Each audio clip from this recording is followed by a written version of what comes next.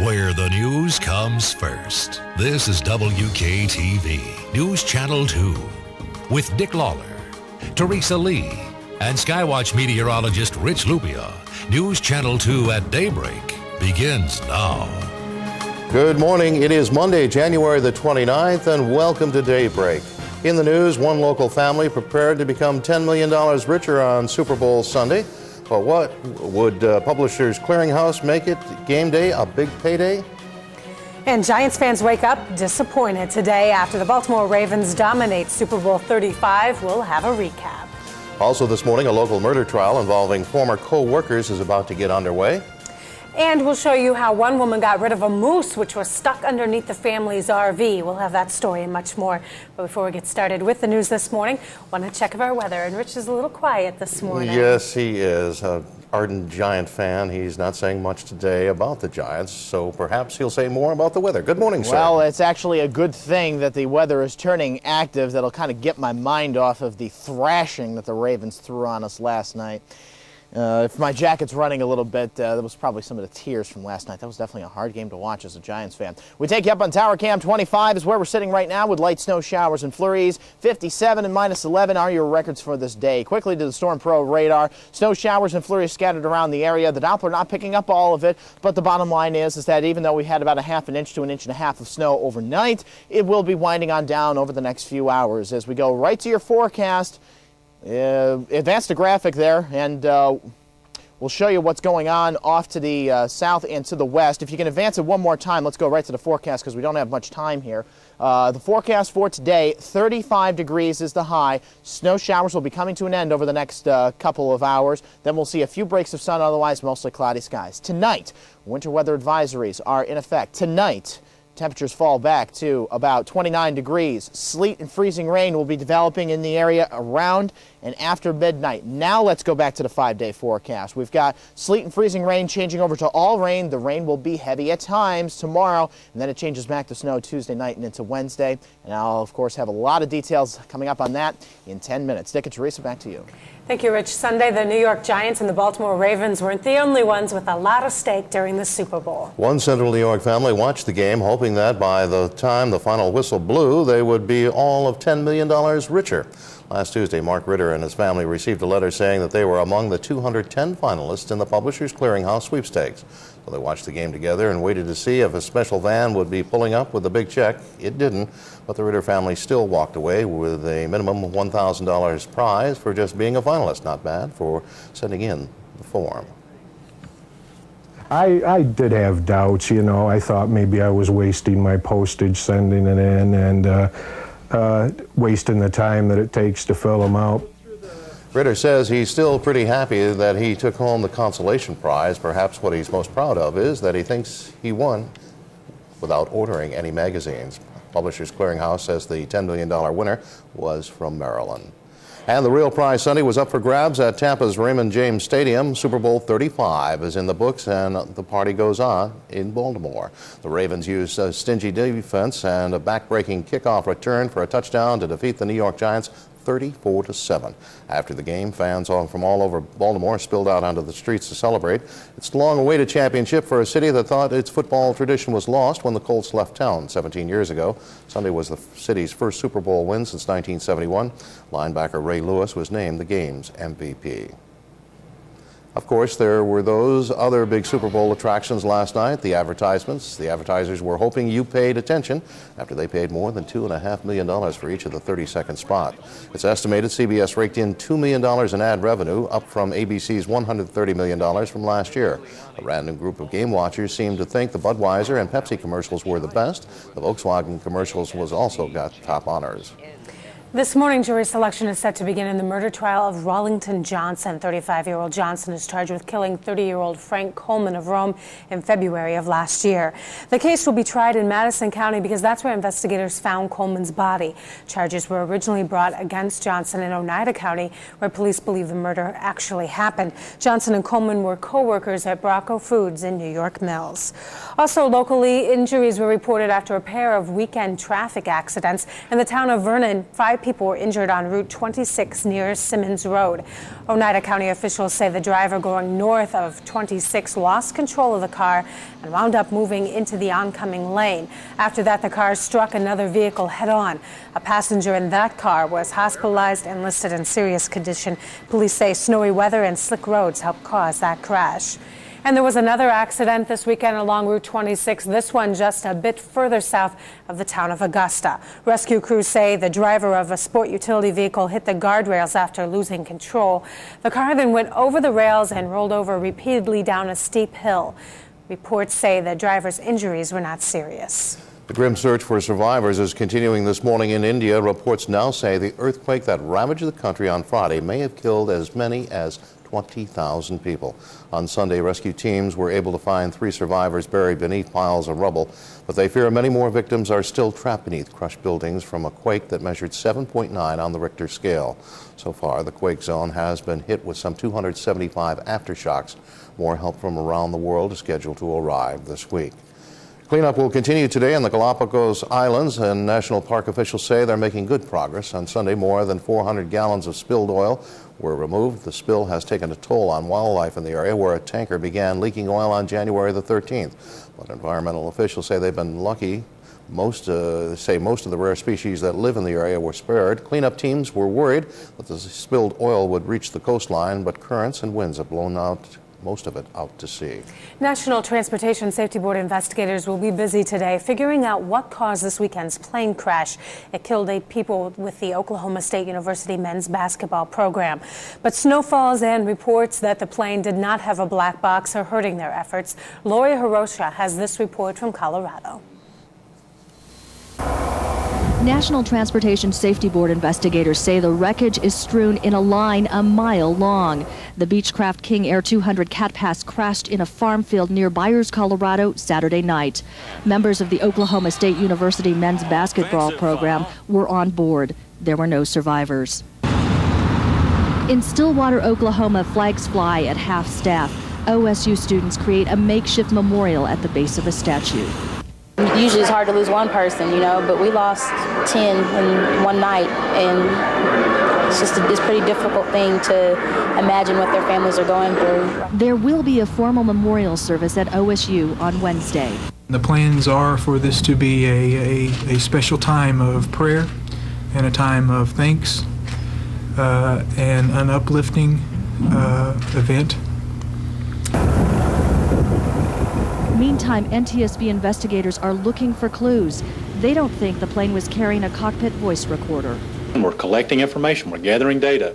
We're trying to gather as many pieces as we can of the puzzle, so to speak, the proverbial puzzle, so that later on we can start putting it together. Investigators do confirm there were no radio transmissions, which indicated the plane was in trouble before it crashed. In Strasburg, Colorado, Lori Hirosha. Today, NTSB investigators hope to gather clues by seeing an aerial view of the crash site, but they say their investigation could take as long as 2 years to complete. Students and faculty at Dartmouth College are also in mourning after 2 teachers were found murdered over the weekend. The professors were a husband and wife teaching team. Police say they were discovered inside their home on Saturday night.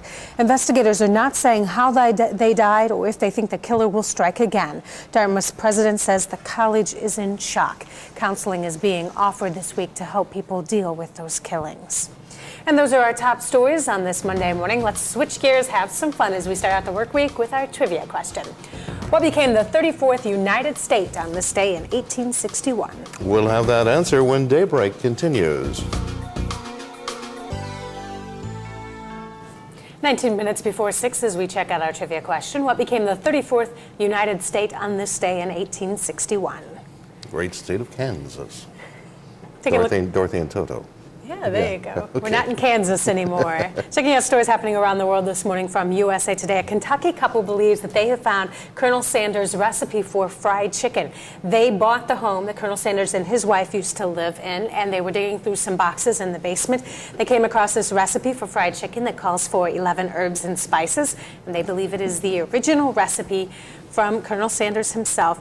The recipe, by the way, Kentucky Fried Chicken only lets a few people know what is actually in that recipe, and all of those have to sign confidentiality contracts that they will not release those. And doesn't Kentucky Fried Chicken want the recipe back? Oh yeah, they wanted, the couple at first thought they'd sell it over the internet, and they're going to court now with Kentucky Fried Chicken because Kentucky Fried Chicken is saying no way. Okay. All right. And out at Ohio State University, they're finding that pigging out on potato chips isn't just for couch potatoes. They found out that if they take the corn away from the diet of pigs, that pigs are actually fatter by using potato chips. They have they've had sour cream, barbecue, jalapeno, no favorites, but as they went to market, nobody could tell between the corn-fed and the potato chip piggies. Unbelievable. So it's okay to eat potato chips? Yes, it is, I guess. I don't know. That's good to know. I don't know either. Didn't help last night.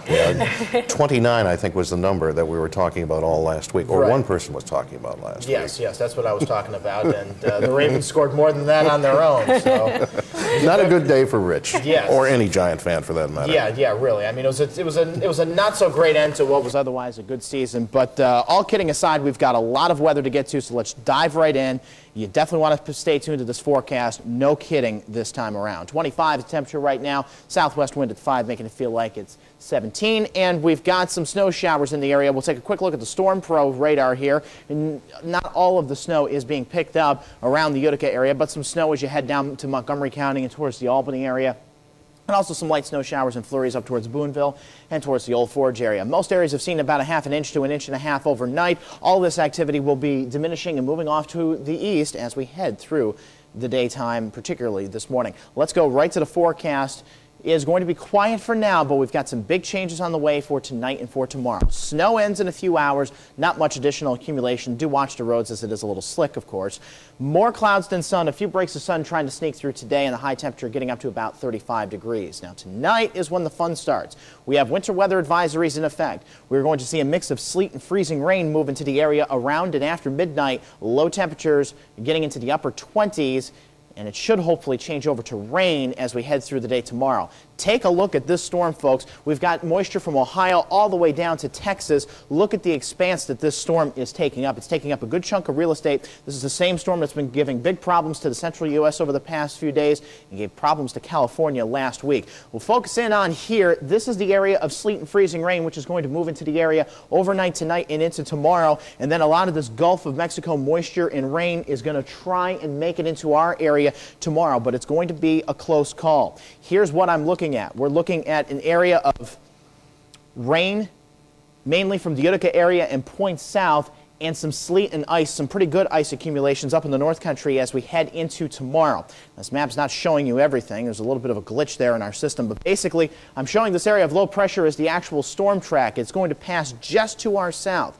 Assuming that that happens, we will see any sleet and freezing rain tonight and tomorrow morning change over to all rain. But if this storm tracks a little further south, we may hang on to the icy mix a little bit longer. In either case, even if it stays as all rain as forecasted, it's going to be very messy and gloppy, and we're going to have to watch the small streams and rivers around here for sure today, for tomorrow. Tonight, again, temperatures drop into the upper 20s. Watch out for sleet and freezing rain developing mainly around and after midnight. Mid-30s for today. Snow showers come to an end from the Utica area and points south. Tonight, we see temperatures drop into the upper 20s, and even though it'll change over to rain quicker in the southern valleys, you will still see some sleet and freezing rain. Again, that mix should change over to all rain. No matter how you slice it, it's going to be a messy day tomorrow, so you definitely want to keep checking back with Matt and myself for the latest on this storm. Tuesday night, it changes back to snow. Then we see snow Wednesday, Thursday, and Friday. What fun. Interesting day, or an interesting week. Definitely. All right. Unbelievable. Coming up next on Daybreak, Jennifer Lopez planned on being the next box office champion, but would the wedding planner have enough to dethrone Save the Last Dance? And there is no joy in the Big Apple this morning. The Giants were beaten in Super Bowl. Ryan is up next.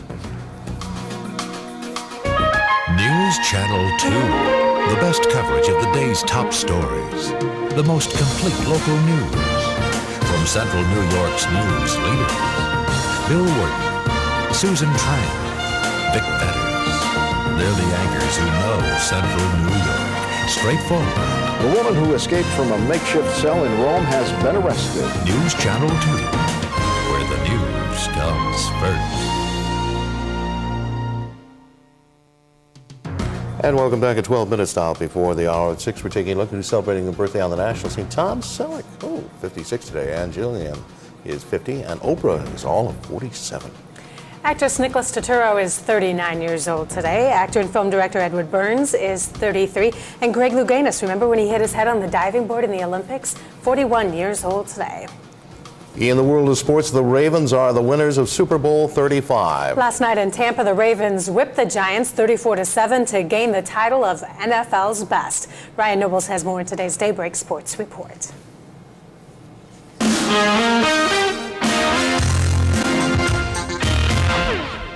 Good morning, everyone. It was a rough night for the New York Giants. They went into the Super Bowl with high expectations, and they left with just a lot of bumps and bruises. Let's go out to Raymond James Stadium in Tampa Bay, where Jim Fossil led his crew out for Super Bowl 35. And it started off good for the Giants. They actually won the coin toss, but things went downhill from there. Kerry Collins on the opening possession gets sacked by Syracuse grab Rob Burnett. And then the Ravens gave the ball to Trent Dilfer. And Dilfer had numerous opportunities before this one, and he finally capitalizes a 38-yard hookup with Brandon Stokely. The Ravens go up 7-0. Another opportunity here for Dilfer. Patrick Johnson leaves Jason Sehorn, and he's wide open. But Dilfer overthrows him out of bounds. Now the Giants thought they had a little bit of life in the second quarter. Dilfer gets picked off by Jesse Armistead, who takes it all the way back into the end zone for the score. But the play is called back because of a hold. No luck for the Giants. It's 10-0 at the half. We go to the second half, and the Giants D turns it up. Trent Dilfer sacked by Michael Strahan and Cornelius Griffin. Dilfer actually injured his hand and had to go to the locker room for a spell, but would return. But Kerry Collins has had a miserable night. He gets picked off by Dwayne Starks, who takes it back 49 yards for the score. Collins picked off 4 times, tying a Super Bowl record, 17-0 Ravens. But it was not over yet. The Giants, with a last burst of life, Ron Dixon returns the ensuing kickoff 97 yards for the touchdown. Just like that, it's 17-7 Ravens, 2 touchdowns in 18 seconds, and we got ourselves a ball game. But then on the ensuing kickoff, it's Jermaine Lewis who returns it back 84 yards for the score. It's 24-7 Ravens at this point, 3 touchdowns in 36 seconds, and that was pretty much the end for the New York Giants. Jamal Lewis iced it with 8:50 left to go in the fourth, a 3-yard run into the end zone. They reviewed the call, but they said it was still a touchdown. Ray Lewis was named your MVP. Art Modell finally gets his first Super Bowl, and the Ravens beat the Giants 34-7. Sportsline 733-6600. Of course, folks, tonight a big night for the Syracuse Orangemen. They're taking on the Georgetown Hoyas at home. We'll be live at 6 o'clock with a report. I'm Ryan Nobles, and have a great day. Well, there's a new champion at the box office this morning. The Wedding Planner with Jennifer Lopez made its debut this weekend at number 1.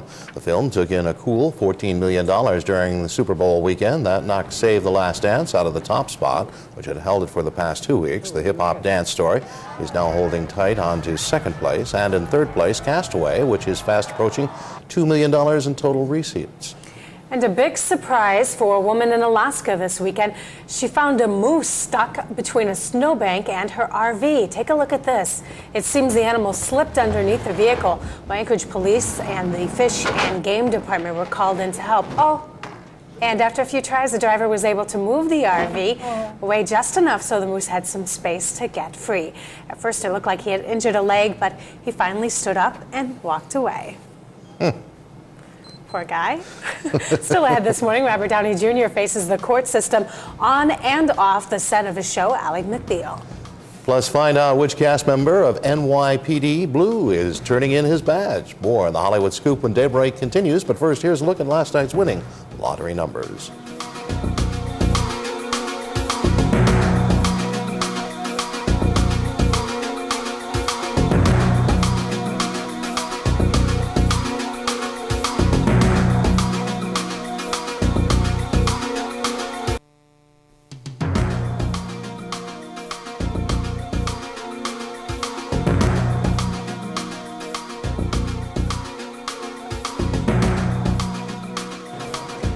Good morning once again. Just in case you slept through the Tonight Show. On Friday, Jay talked about the California energy crunch.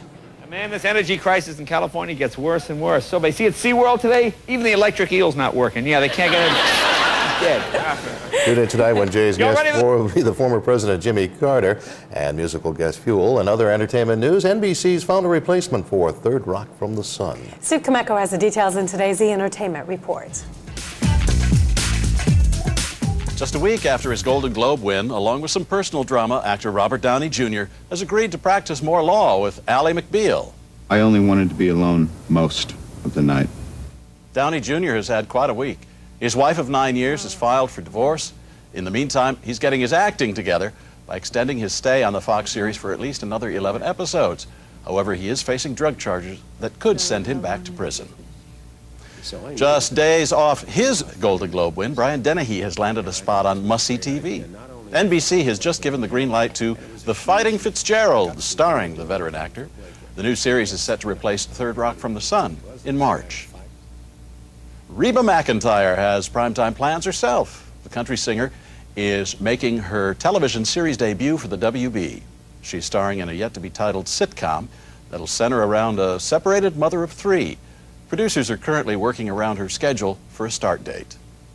After 7 years, Molly Shannon has become a true Saturday Night Live veteran. But now she's saying goodbye to her fellow not ready for primetime players.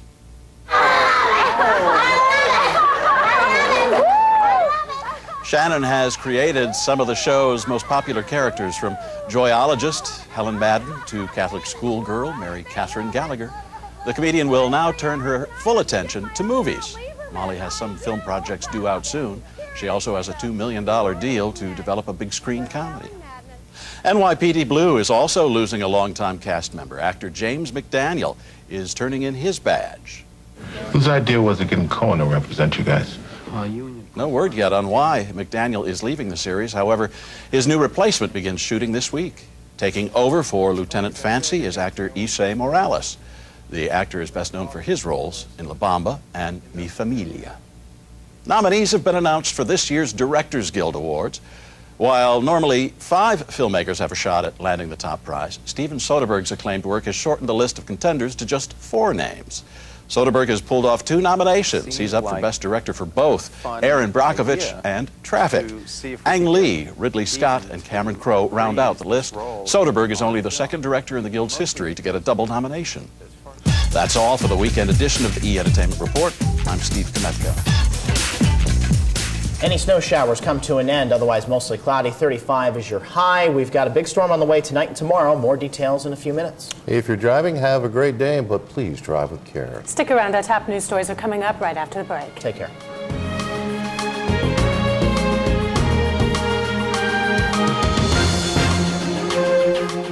Here is your weather school lesson question for today. Joining me is Bobby. She's in the 1st grade. Bobby, what's our topic for today? Clouds. Can I have that question today? The name for low stratus clouds comes from the Latin word meaning A, gray, B, blanket, C, layer. Bobby, great job. We'll see you tonight at 6 for the answer.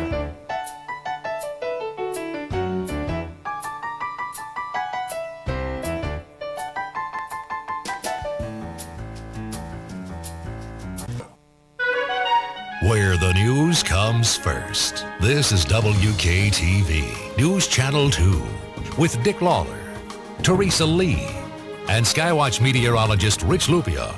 News Channel 2 at sunrise begins now.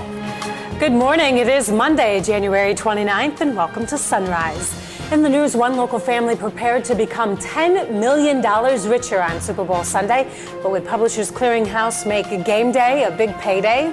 And Giants fans wake up disappointed today after the Baltimore Ravens dominate Super Bowl 35. We'll have a recap.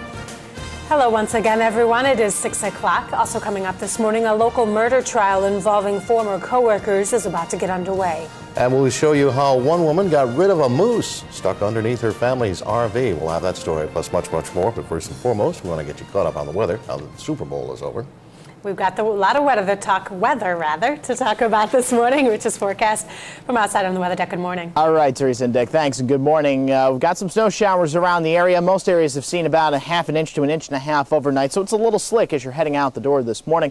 Give you a shot of the Storm Pro radar. It's not picking up a lot of the flurries around the area. Notice just a few light blue dots here and there, just some very light snow showers and flurries. Things will be tapering off over the next few hours. It'll be quiet for the rest of today, but switch over to Cavour's graphics. There's the beginning of a big storm back there over the Ohio Valley. A lot of snow changing over to sleet and freezing rain. That's heading in our direction for tonight, and winter weather advisories are in effect for tonight and for tomorrow morning for the threat of some icing around the area.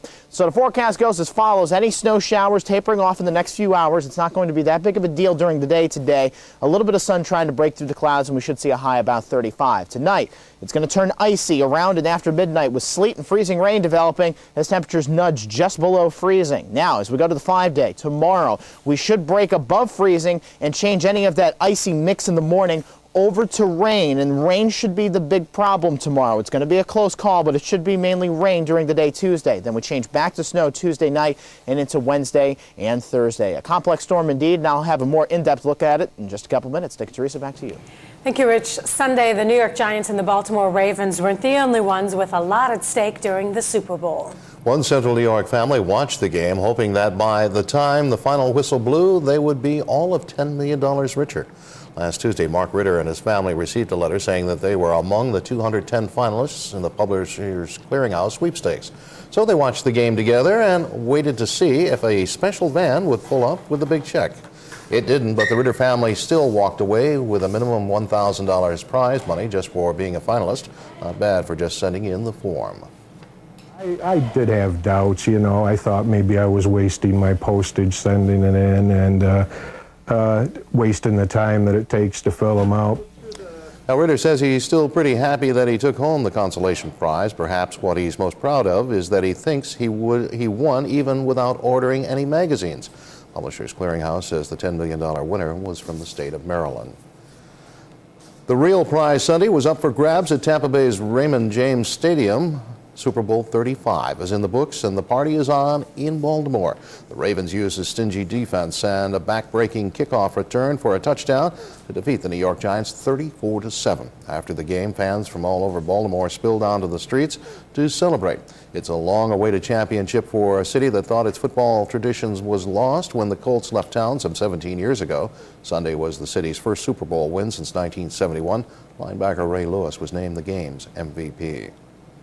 Of course, there were still other Super Bowl attractions last night, the advertisements. Advertisers were hoping you paid attention after they paid more than $2 million each for a 30-second spot.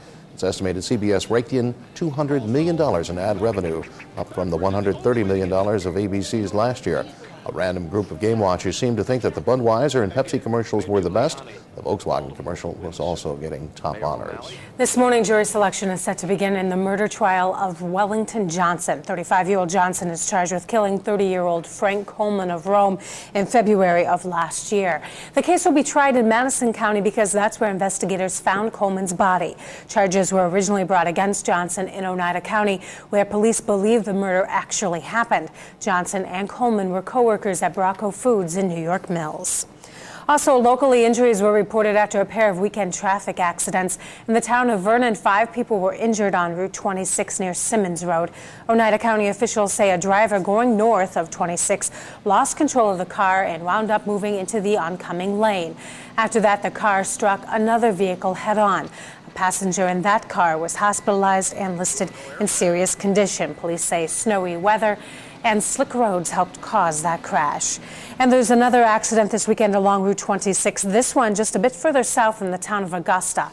Rescue crews say the driver of a sport utility vehicle hit the guardrails after losing control. The car then went over the rails and rolled over repeatedly down a steep hill. Reports say the driver's injuries were not serious. The grim search for survivors is continuing this morning in India. Reports now say the earthquake that ravaged the country on Friday may have killed as many as 20,000 people.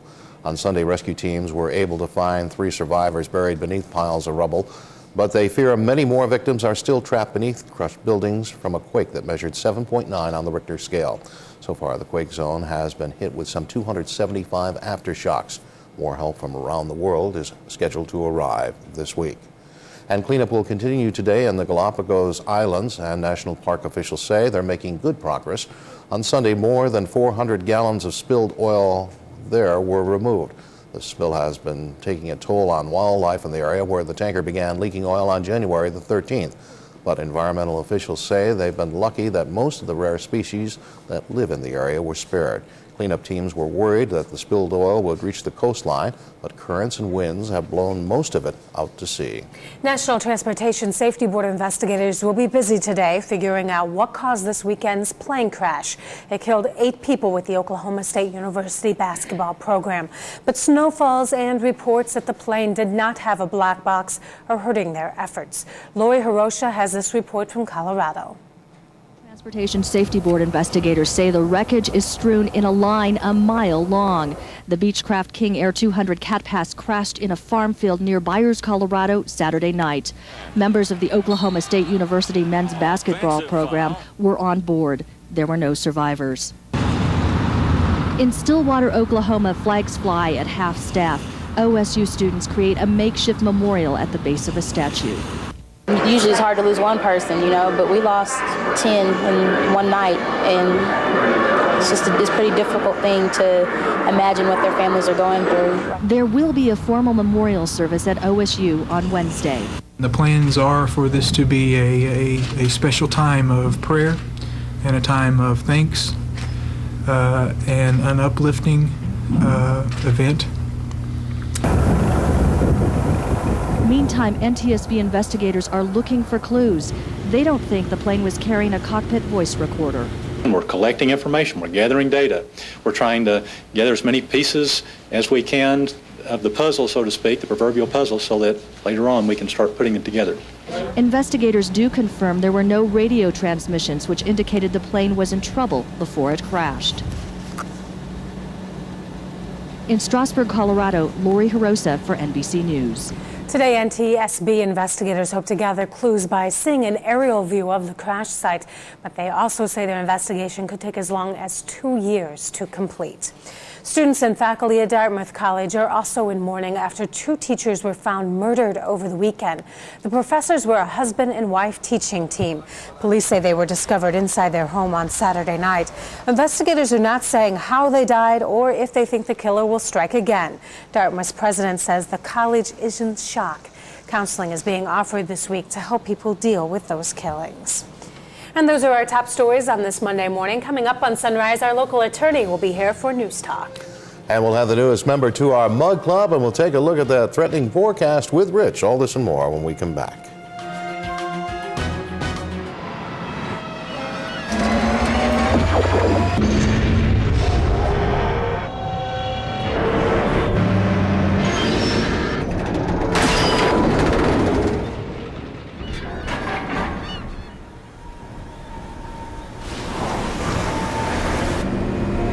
Introducing the new 200 horsepower Chrysler Sebrings.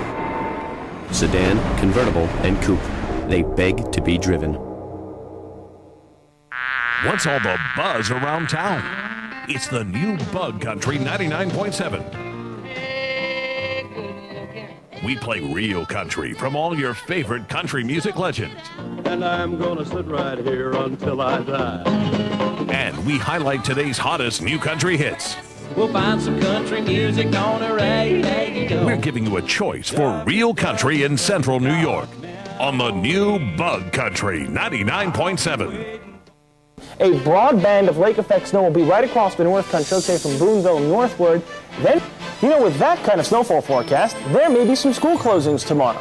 News Channel 2 and the Skywatch weather team is here for you again this season with Snow Check. When you see this L bar on your screen, you can get all the information you're looking for. Snow Check will give you all the school closings and business cancellations in central New York. Snow Check, brought to you by Herb Phillipson's Outfitters for the Great Outdoors and News Channel 2. It's tax refund time once again, and at Affordable Furniture, you'll find the best values. Because at Affordable Furniture, it's one low price every day. You'll save on brand name living rooms, recliners, dining rooms, and bedrooms, all at the guaranteed lowest prices every day. Plus free delivery and setup with no interest till 2002. Save up to 50% off all bedding at Affordable Furniture and Affordable Mattress. So shop this tax refund season at Affordable Furniture, just off Route 12 at the corner of Sunset Ave, as well as our bedding showroom, Affordable Mattress, on Commercial Drive in New Hartford. 11 minutes after 6 as we check out the winning lottery numbers on this Monday. The New York Daily 910, the win 4 1372. And the Take 5 numbers 18, 19, 26, 33, and 34. And the newest member to our Mug Club is the Lewis House. They're located on Westmoreland on Route 233, and they have a great place, 853-8916 to call. They are open for weddings, banquets, parties, anniversaries. They're open all year long, and they have some mean clam bakes in the summertime out at the Lewis House, and it is a great place. Give them a call, and they will help you out. And we want to thank Charlie and Luann Lewis for being a member of our Mug Club for this morning. If you'd like to join, WKTV, P.O. Box 2, Utica, New York, 13503. Send 2, and we'll give you some free publicity. And it looks like we're going to say goodbye to January in typical winter fashion. Yes, with a bang. We're going to probably get our clocks cleaned like the Giants got their clocks cleaned last night. Something along those lines. Okay. We'll have to wait and see. Hey, at least I got a sense of humor about the loss last night. But let's move on to weather now. We've got the shot of our backyard here on Tower Cam, and the temperature right now, 25 degrees, the wind out of the southwest at 5, and we've had anywhere from a half an inch to an inch and a half of snow overnight. It's making for some slick roads out there, so keep that in mind as you're heading out the door. Let's go to Storm Pro here. Most of the snow shower activity and flurries is beginning to diminish, and as has been the case lots of times this winter, the Doppler not picking up all of the activity since it's very close to the ground. But the bottom line is that most of the snow will be winding down over the next few hours with little, if any, additional accumulation. But there's something bigger on the horizon which we are keeping a very close eye on, and you definitely want to keep checking back for further updates later today and especially tomorrow morning on daybreak and sunrise. We've got a big storm coming in with sleet and freezing rain that will be developing around and after midnight tonight, and this icy mix will change over to rain during the day tomorrow, so it could get a little messy around here. Then the rain changes back to snow tomorrow night as we have a complex storm moving in from the south and from the west.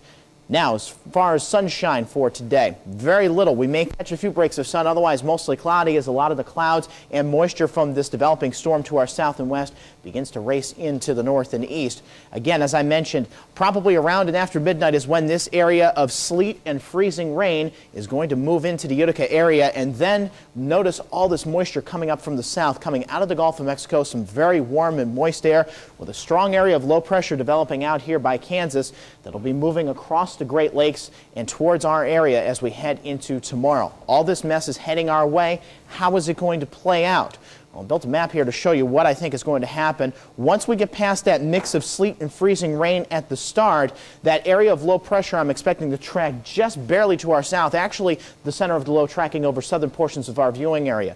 With that being the case, it looks like any mix will change over to rain, and it looks like it'll be mainly a rain event for central New York during the day tomorrow. However, if this low tracks a little bit further south, this icy mix that eventually develops in our area and then pushes to the north could linger a little bit longer. So this forecast is certainly not set in stone. We'll be watching for that possibility as well. Forecast for today, any snow showers come to an end. Mostly cloudy, a few breaks of sun for the remainder of today. 35 is your high. Winter weather advisory is in effect for tonight. Sleet and freezing rain develops around and after midnight, so watch out tomorrow morning, turning breezy with a low of 30. Specifically, mid-30s in the area for today, upper 20s in the North Country. Everyone getting in on sleet and freezing rain from the Utica area and points north for tonight. Today, again, mid-30s from Utica down to Norwich and Oneonta. Tonight, everyone, even down in Oneonta, Norwich, Hamilton, and Cooperstown, you will start off as sleet and freezing rain, but down here to the south, you'll probably change over to rain first tomorrow morning. Again, that mix should change over in all areas, but we'll be watching the storm closely. Rain could be heavy at times, so we'll have to watch the small streams and creeks. Then Tuesday night into Wednesday and Thursday, it looks like colder air will be working in, and we'll change back to the good old snowflakes. WKTV.com is where you can get the forecast online anytime. Tuesday looks like a challenge. It's going to be fun, so you want to keep checking back with us. Okay, sir. Thank you. Coming up, local attorney Joan Tuckert-Skane joins us for News Talk this morning. First in business news, however, some changes will be made today on Wall Street.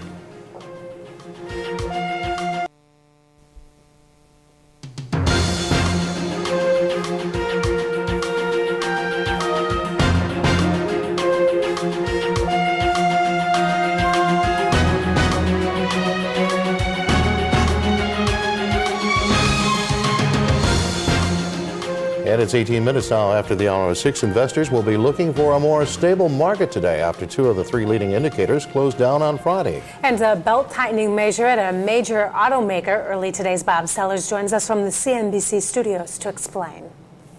Good morning. One of the big three automakers has plans to get extra mileage from one of its units. Daimler Chrysler's loss-making Chrysler division is expected to announce it's cutting about 25,000 jobs. That's about 20% of its workforce. The layoffs are part of a sweeping restructuring plan to make Chrysler profitable. Most of the cutbacks will come from manufacturing jobs and will be phased out over the next 3 years. Chrysler will also idle 3 plants indefinitely.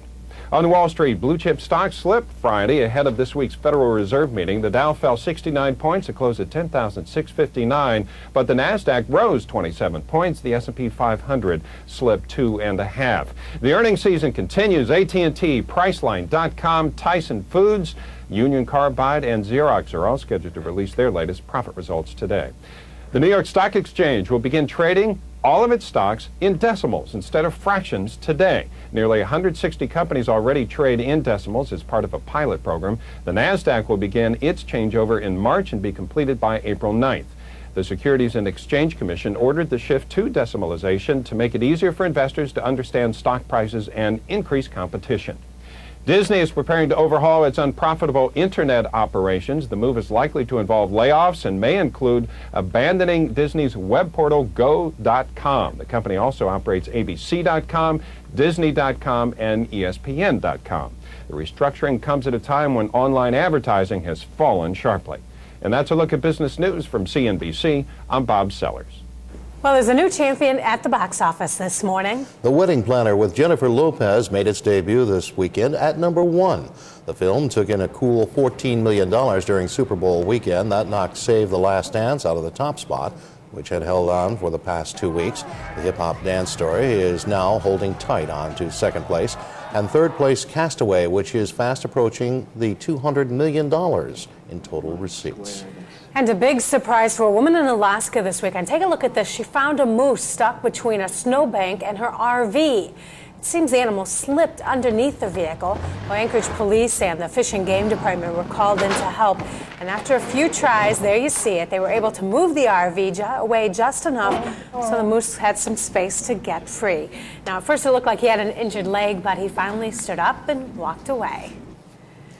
Still to come, our local attorney is here. She'll be taking your calls this morning. If you have any questions, the number to dial, 793-9588. We'll be right back.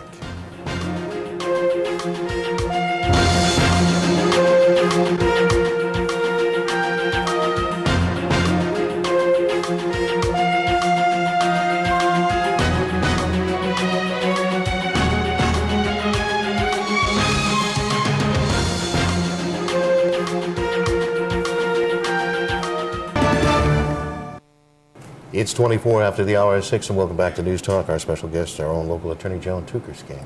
If you have any questions for Joan, 793 WKTV. Today we are going to wrapping up the year 2000. That's right. Before it turns into another year, we're going to try to finish. We were talking about some of the laws that were enacted or that the courts handed down during the year 2000. One law that a lot of people have been very interested in, I've had a lot of questions over the last year or two, is a new bankruptcy law. And various major corporations, in particular credit card companies, have been supporting a law in Congress to tighten up bankruptcy law to make it more difficult for people to go bankrupt. And that bill was passed through Congress, and one of the last things that President Clinton did before leaving was to veto that bill. So the state of bankruptcy law right now is as it has been for the last 10 or so years. From the point of view of credit card companies, they would say it's fairly liberal to people in debt. That remains. Okay, we do have a call on the line. We'll take that question. Good morning. Yeah, hello? Good morning. Yes. Yeah, a friend of mine parked her van between the place she rents and a lawyer's office next door, and the ice fell off his roof and smashed her windshield and her hood. Oh, my. He refuses to pay. Now, anything she can do? Oh, you're asking me to make a judgment about a colleague, about a lawyer. I would say that he probably has some responsibility for that.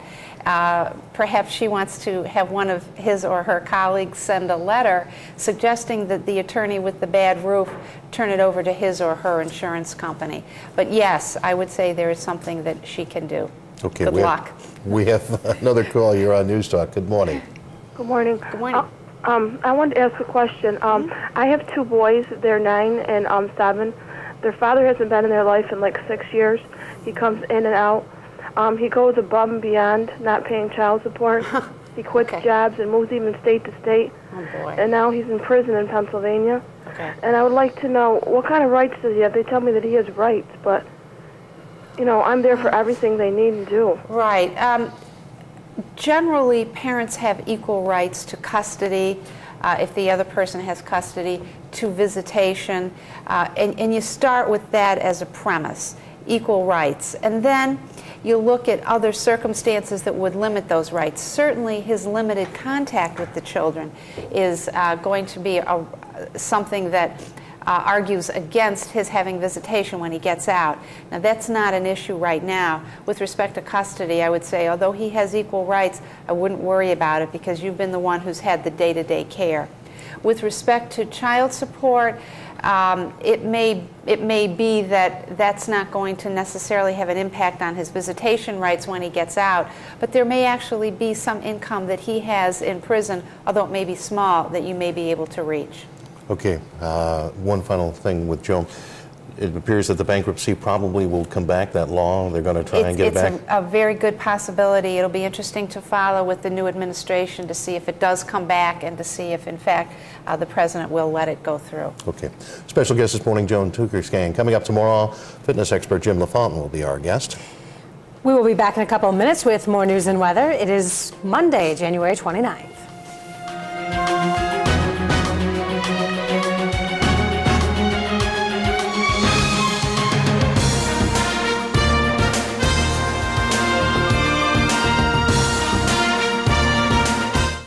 Interest rates have dropped, and C. Weaver Chevrolet is passing the savings on to you. Huge rebates or low interest rate financing on new 2001 4-door Chevy Blazers, 2-door Blazers, and Chevy Prisms, or $2,500 rebates on Chevy Trackers. Chevrolet will be there. And C. Weaver Chevrolet, your exclusive Chevy dealer for 45 years, will be there for all of your future needs. Commercial Drive, New York Mills.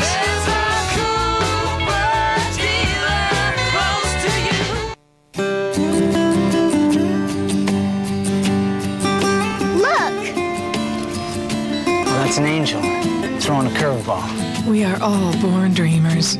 At Key, we'll bring together the right people with the right resources to help you achieve anything, even a PhD. Look. That's an angel throwing a curveball. Key, achieve anything. Coming up on the next ET, celebrity weddings. In Style walks us down the aisle of some of the most extravagant star nuptials. The dresses, the cakes, the diamond rings. Plus, inside Joan London's intimate ceremony as she weds for a second time. This was love at first sight. Then Kathy Lee's assistant and the day she came to her boss's rescue. This guy came charging at her, and I just jumped in front of her. And an exclusive as a couple's tossed off Temptation Island next ET. Weekday afternoons at 5:30 on News Channel 2. This is the story of a boy who just didn't get math. I mean, he wasn't stupid or anything. There was like a wall there. He was really trying. Nobody believed him. At Sylvan Learning Center, we guarantee your child's math skills will improve 1 full grade level in just 5 months. This is the story of a boy who totally gets math now. It's kind of cool. In Utica at Lamont Court, call 732-1652. Where the news comes first. This is WKTV News Channel 2 with Dick Lawler, Teresa Lee, and Skywatch meteorologist Rich Lupia. News Channel 2 at sunrise begins now. Good morning. It is Monday, January the 29th, and welcome to Sunrise. In the news, one local family prepared to become $10 million richer on Super Bowl Sunday. But would Publishers Clearinghouse make game day a big payday? And Giant fans wake up disappointed today after the Baltimore Ravens dominate Super Bowl 35. We'll have the recap. And also this morning, a local murder trial involving former co-workers is about to get underway. And we'll show you how one woman got rid of a moose which was stuck underneath her family's RV. We'll have that story and much more. But before we get started with the news, I want to check of our weather. It looks like we've got a busy couple of days ahead of us. Yeah, what a way to begin the work week. Let's go outside and talk with Rich. Good morning, sir. All right, Dick and Teresa, thanks. Good morning. Just some light snow showers and flurries around the area right now, which will be winding down in a few hours. But we saw about a ½ inch to an inch and a half of snow overnight, so it's a little slick as you're heading out the door this morning. Temperature-wise, as we're taking a look at Riverside Center, the temperature is 25, and the records for this day 57 and -11. We'll head to Cavour's graphics here and show you our sky watchers this morning. Most areas in the 20s, but we do have some teens in Glenmore, White Lake, and in Mariann's and Jordanville, with again about a ½ inch to an inch and a half of snow overnight. As we head to the south, temperatures for the most part running within a few degrees of 20 from Brookfield and West Winfield south to Richfield Springs and to Chris's in Lawrence, where he's checking in at 20. Again, the snow will be winding down. Not a big deal for today. We'll just see mostly cloudy skies, a few breaks of sun from time to time. The temperature should climb up to about 35, but the fun starts tonight. Winter weather advisories in effect. Sleet and freezing rain develops around midnight and then lasts through the overnight and into tomorrow morning to the low just below freezing. And on the extended forecast, it looks like we'll get enough warm air in here to change that early icy mix over to all rain with a high of 39. Then we change back to snow Tuesday night and into Wednesday and Thursday. I'll have a complete wrap-up of this upcoming storm and, of course, the weather school question for the day in a couple of minutes. Dick and Teresa. Thank you, Rich. Sunday, the New York Giants and Baltimore Ravens weren't the only ones with a lot at stake during the Super Bowl. One Central New York family watched the game, hoping that by the time the final whistle blew, they would be all of $10 million richer. Last Tuesday, Mark Ritter and his family received a letter saying that they were among the 210 finalists in the Publishers Clearinghouse sweepstakes. So they watched the game together and waited to see if a special van would pull up with a big check. It didn't, but the Ritter family still walked away with the minimum $1,000 prize for being a finalist. Not bad for just sending in the form. I did have doubts, you know. I thought maybe I was wasting my postage sending it in and wasting the time that it takes to fill them out. Ritter says he's still pretty happy that he took home the consolation prize. Perhaps what he is most proud of is that he thinks he won even without ordering any magazines. Publishers Clearinghouse says the $10 million winner was from the state of Maryland. The real prize Sunday was up for grabs at Tampa Bay's Raymond James Stadium. Super Bowl 35 is in the books and the party is on in Baltimore. The Ravens used a stingy defense and a back-breaking kickoff return for a touchdown to beat the Giants 34-7. After the game, fans from all over Baltimore spilled out onto the streets to celebrate. It's a long-awaited championship for a city that thought its football tradition was lost when the Colts left town some 17 years ago. Sunday was the city's first Super Bowl win since 1971. Linebacker Ray Lewis was named the game's MVP. Of course, there were those other big Super Bowl attractions last night, the advertisements. Advertisers were hoping you paid attention after they paid more than $2 million each for a 30-second spot. It's estimated CBS raked in $200 million in ad revenue, up from ABC's $130 million from last year. A random group of game watchers seemed to think that the Budweiser and Pepsi commercials were the best. The Volkswagen commercials also got top honors. This morning, jury selection is set to begin in the murder trial of Wellington Johnson. 35-year-old Johnson is charged with killing 30-year-old Frank Coleman of Rome in February of last year. The case will be tried in Madison County because that's where investigators found Coleman's body. Charges were originally brought against Johnson in Oneida County, where police believe the murder actually happened. Johnson and Coleman were co-workers at Bracco Foods in New York Mills. Also, locally, injuries were reported after a pair of weekend traffic accidents. In the town of Vernon, 5 people were injured on Route 26 near Simmons Road. Oneida County officials say a driver going north of 26 lost control of the car and wound up moving into the oncoming lane. After that, the car struck another vehicle head-on. A passenger in that car was hospitalized and listed in serious condition. Police say snowy weather and slick roads helped cause that crash. And there was another accident this weekend along Route 26, this one just a bit further south in the town of Augusta. Rescue crews say the driver of a sport utility vehicle hit the guardrails after losing control. The car then went over the rails and rolled over repeatedly down a steep hill. Reports say the driver's injuries are not serious. A grim search for survivors is continuing this morning in India. Reports now say the earthquake that ravaged the country on Friday may have killed as many as 20,000 people. On Sunday, rescue teams were able to find 3 survivors buried beneath piles of rubble, but the fear many more victims are still trapped beneath crushed buildings from a quake that measured 7.9 on the Richter scale. So far, the quake zone has been hit with some 275 aftershocks. More help from around the world is scheduled to arrive this week. And cleanup will continue today on the Galapagos Islands, and National Park officials say they're making good progress. Sunday, more than 400 gallons of spilled oil were removed. The spill has taken a toll on wildlife in the area, where a tanker began leaking oil on January 13th.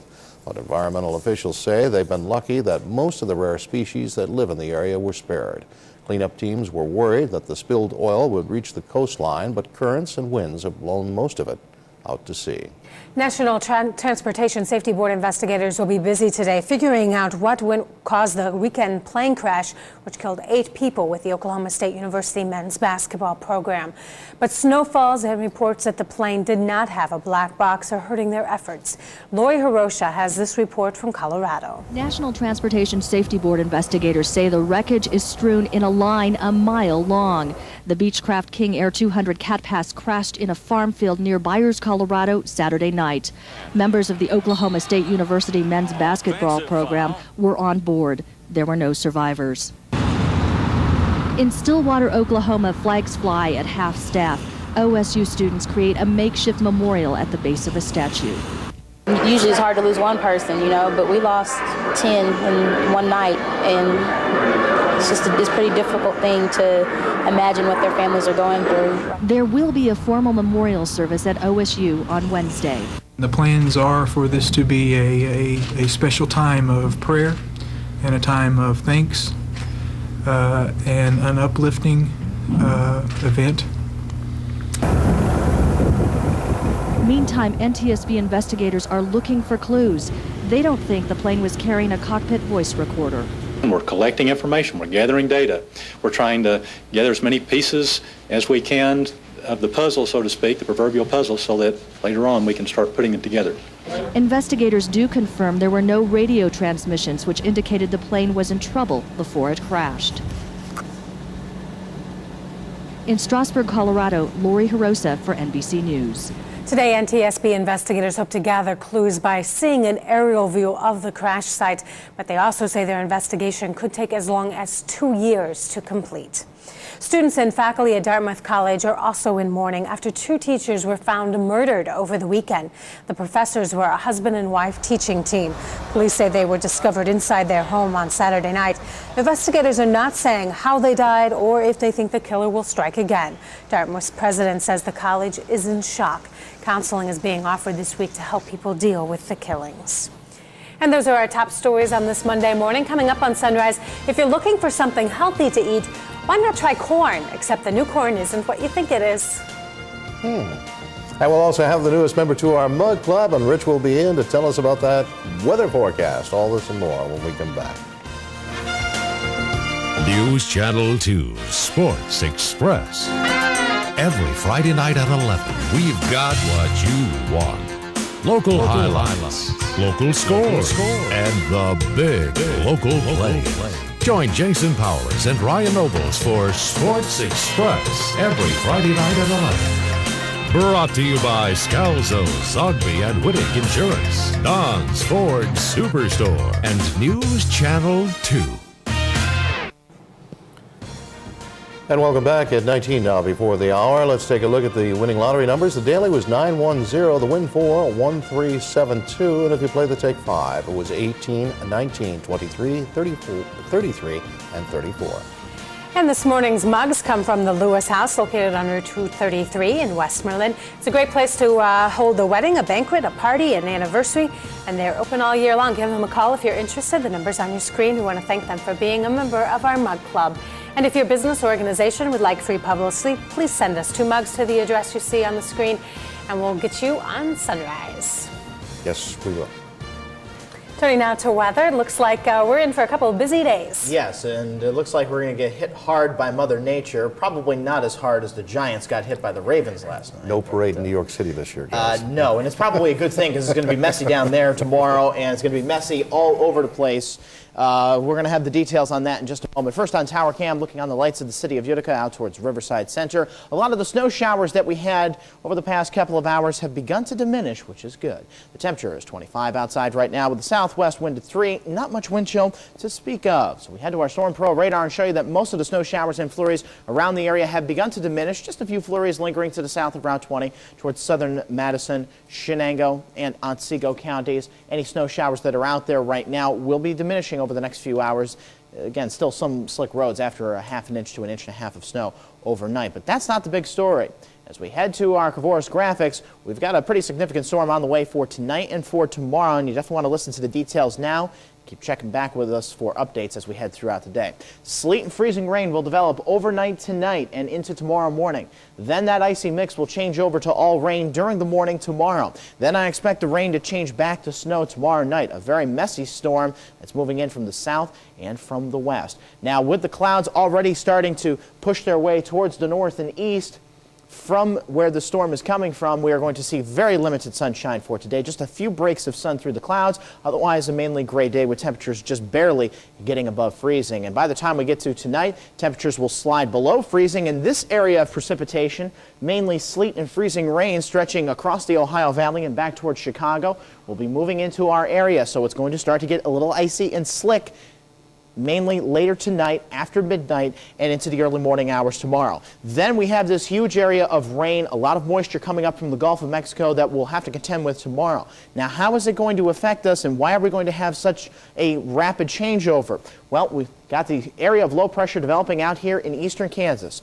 And in a lot of cases here in the northeast, it's the storm track that's going to determine exactly what we have. Now, I made a graphic to show you what I think is going to happen tomorrow. This red line represents the storm track, and we're expecting that storm to track from Kansas through Ohio and just barely to our south. Now, with that being the case, during the day tomorrow, there'll be enough warm and moist air, I think, moving into central New York to push the mix of sleet and freezing rain into far northern New York State and northern Vermont. So we'll have an icy mix for a while, then should change over to rain as the storm passes very close to our neck of the woods. Now, if this storm track is a little bit further to the south, we may be hanging on to this icy mix a little bit longer. It's going to be a very, very close call in terms of what we get out of this storm. Right now, it looks like mainly rain, and that means that during the day tomorrow, if you live by a small stream or creek, you definitely want to keep an eye on the situation. Again, quiet for today. Any snow showers come to an end. 35 is your high. Tonight, again, is when things get interesting. Sleet and freezing rain developing around and after midnight as we slide just below freezing. Specifically from the Utica area and points north, temperatures, again, about 30 to 35. Tonight, everyone gets in on sleet and freezing rain as temperatures fall into the 20s. From the Utica area and points south, mid-30s today. Tonight, we fall back into the upper 20s. Again, even some sleet and freezing rain down to the south as well, but you'll change over quicker south of Utica. 39 for tomorrow. Rain changes over to snow tomorrow night, and then Wednesday and Thursday we'll be in for some snow. And a quick look at Weather School. We're out of time here, so just Matt will have the answer tonight at 6. A little bit too long to read here. Okay, thank you, sir. Just ahead this morning, find out which singing sensation reached the top of the box office this weekend. And coming up in our medical report, some of the popular food trends for 2001. Here's the catch. They're healthy for you. That story when News Channel 2 at sunrise continues.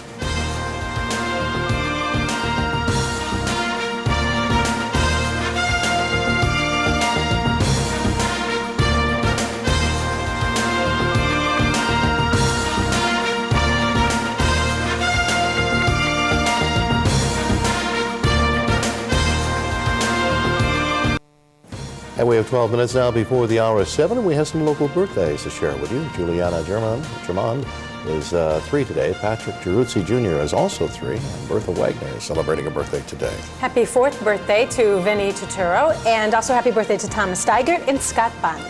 Mary Bonsulla is celebrating a birthday today. Venus Ferwida is also celebrating a birthday. And Tom Howard from Remsen. The big 5-0. If you see Tom today, say happy birthday.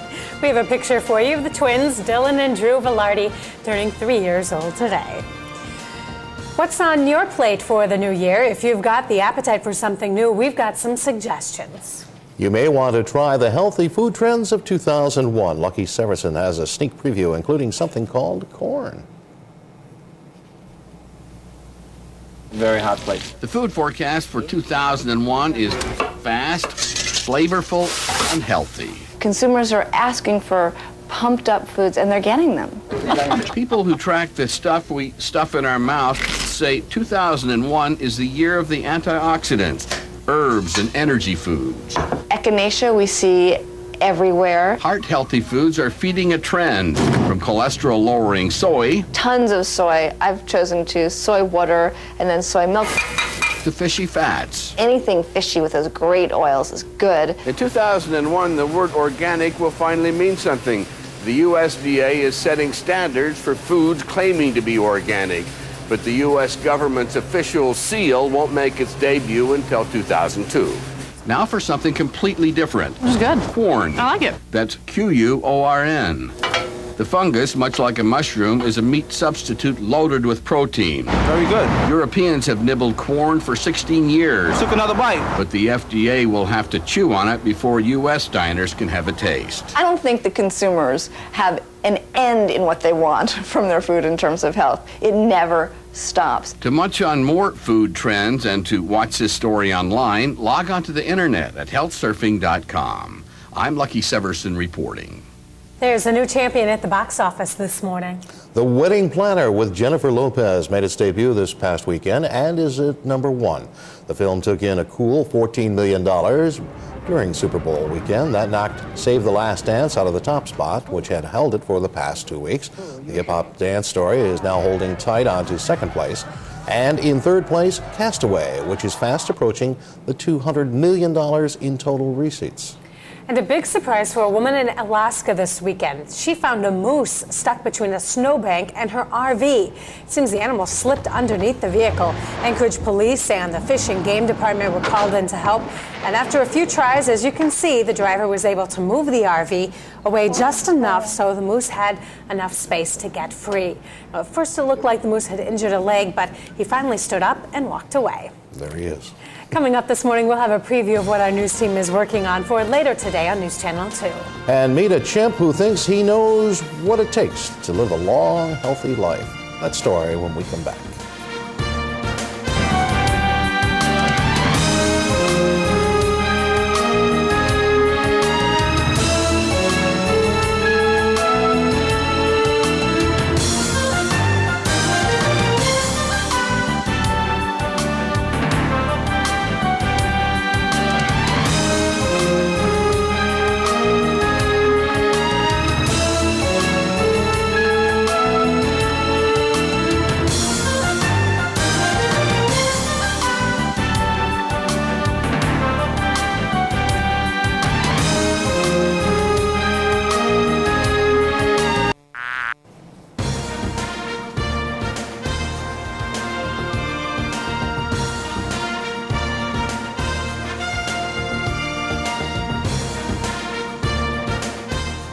We are just about ready to wrap up Sunrise for this morning. The Today Show is next.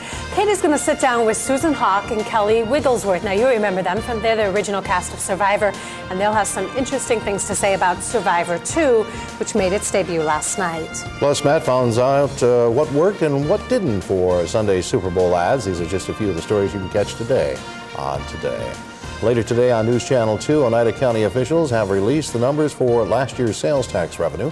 We'll show you what that means for 2001. Also, Utica, along with the DA's office, will announce the creation of the Major Crimes Task Force. We're going to show you what it will do to make our streets safer. Those are some of the stories that we're working on for today. Finally, this morning, a chimpanzee with a secret to living a long life.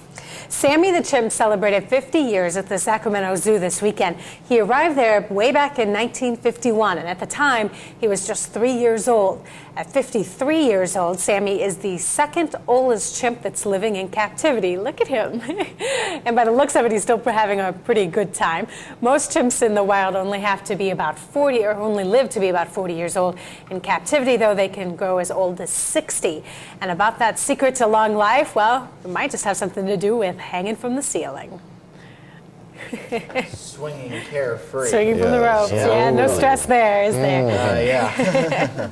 Before we leave, we want to get you up to date on that forecast. Yes, and before we do, since we didn't have it up for, since we only had it up for a couple seconds here, we'll throw the What the School question back up here before we get to the important forecast. If we eliminated all of the ozone from the atmosphere, what will we do? Will we cure all respiratory diseases, stop global warming, or C, no longer exist? This is a very important question, actually, something which something which some of the kids probably be learning about in school at some point soon if you haven't already. All right, we go to the forecast for today. Any snow showers and flurries will be coming to an end. Still a few slick roads out there from the snow we had last night.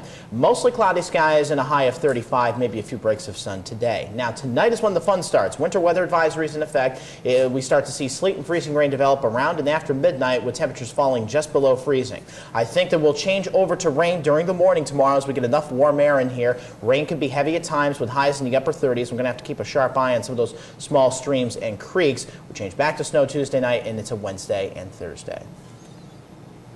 Should be a very interesting day. Yeah. Yeah, definitely keep checking back. It's going to be fun this week. Have a good day, everyone. We'll see you tomorrow morning starting at 5:30. The Today Show is next.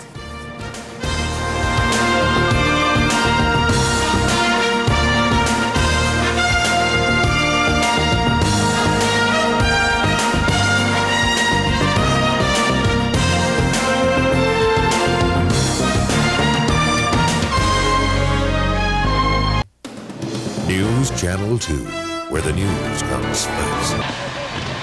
Good morning. Living up to its pregame promises, the Baltimore Ravens defense crushed the New York Giants 34-7 to win Super Bowl 35. The Ravens are the champs today, Monday, January the 29th, 2001. From NBC News, this is Today with Katie Couric and Matt Lauer. Live from Studio 1A in Rockefeller Plaza. And good morning and welcome to Today on this Monday morning. I'm Katie Couric, and that's defense. Yeah, right. Hold the fence Not up, defense. right? Anyway, and I'm Matt Lauer. This was supposed to be a big defensive struggle. The Ravens defense played well. The Giants just struggled. Yeah, I know it was rough. There were some exciting moments, though, like those back-to-back kickoff returns for touchdowns, right? Did you really watch the game? I did, actually. I sort of was in and out of the game, and whenever there was a commercial on, they'd say, "Hey, there's a commercial," and I'd run and watch it. My favorite was Bob Dole's. You like that? Oh, We're going to so talk about the cute. commercials. No, the touchdowns back-to-back were kind of fun. 3 touchdowns scored actually within like 36 seconds. Yeah. That was about it for us here in New York. Well, we're going to be hearing from one of the Ravens stars, quarterback Trent Dilfer, in just a few minutes. And then to the other big event of last evening, the debut of Survivor 2. The original was the television event of 2000. And we've got 2 members of the original cast here in our studio to give us their take on the new group of castaways. You remember Kelly Wigglesworth and Susan Hawk. Good morning, ladies. So what did you think of the show last night? Good morning. Good morning. How are you? I thought it was good. I thought it was good. I don't know if it was as good as our first one. Maybe I'm a little biased, but Just a little bit. I thought it was good. I thought it was, wasn't it weird to watch? other people doing it. Yes. yeah.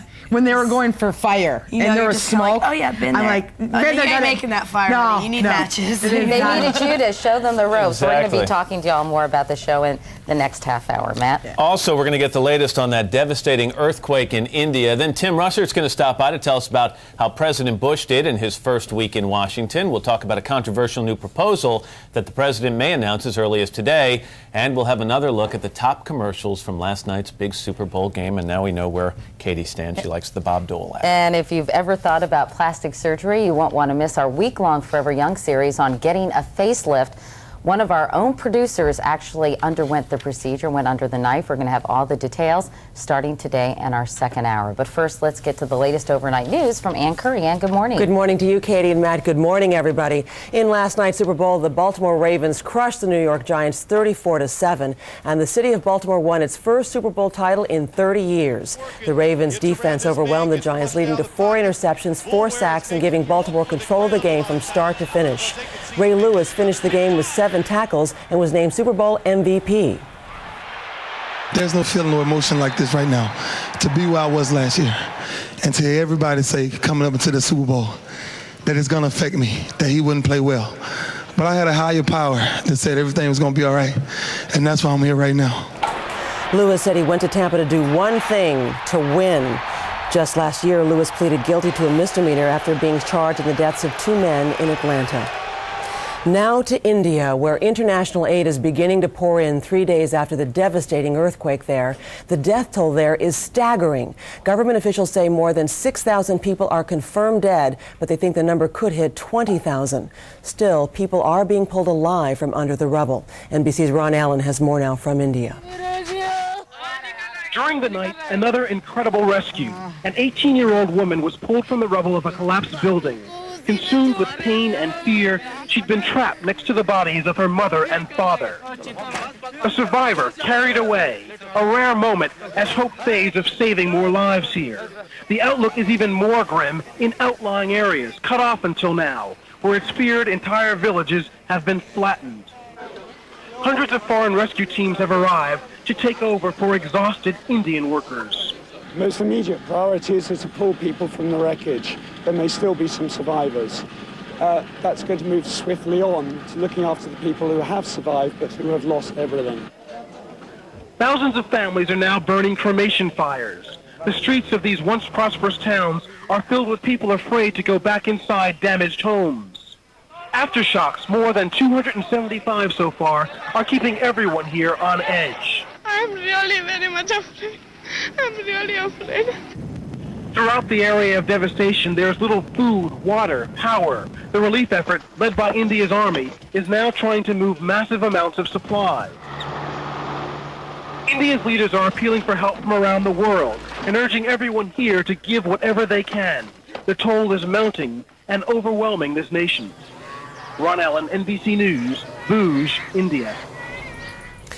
Federal investigators are on the scene of a chartered plane crash in Colorado, and they're focusing on whether the plane was de-iced before takeoff. 10 people died in Saturday's crash, most of them from Oklahoma State University. NBC's Chip Reed reports. In a farmer's field 40 miles east of Denver, scorched earth and a pile of twisted metal mark the spot where 10 people died Saturday night. Larry Pearson heard the small plane sputter and dive, then watched as it exploded in a fireball. You couldn't even tell it was a plane. There was just debris and everything scattered everywhere. The plane was chartered by Oklahoma State University. The passengers included 2 players, Nate Fleming and Daniel Lawson, along with 6 others from the school's athletic department and 2 pilots. They were in Boulder Saturday for a basketball game against the University of Colorado. In Stillwater, Oklahoma, the Oklahoma State campus is in mourning. 3 planes took the team to Colorado, only 2 returned.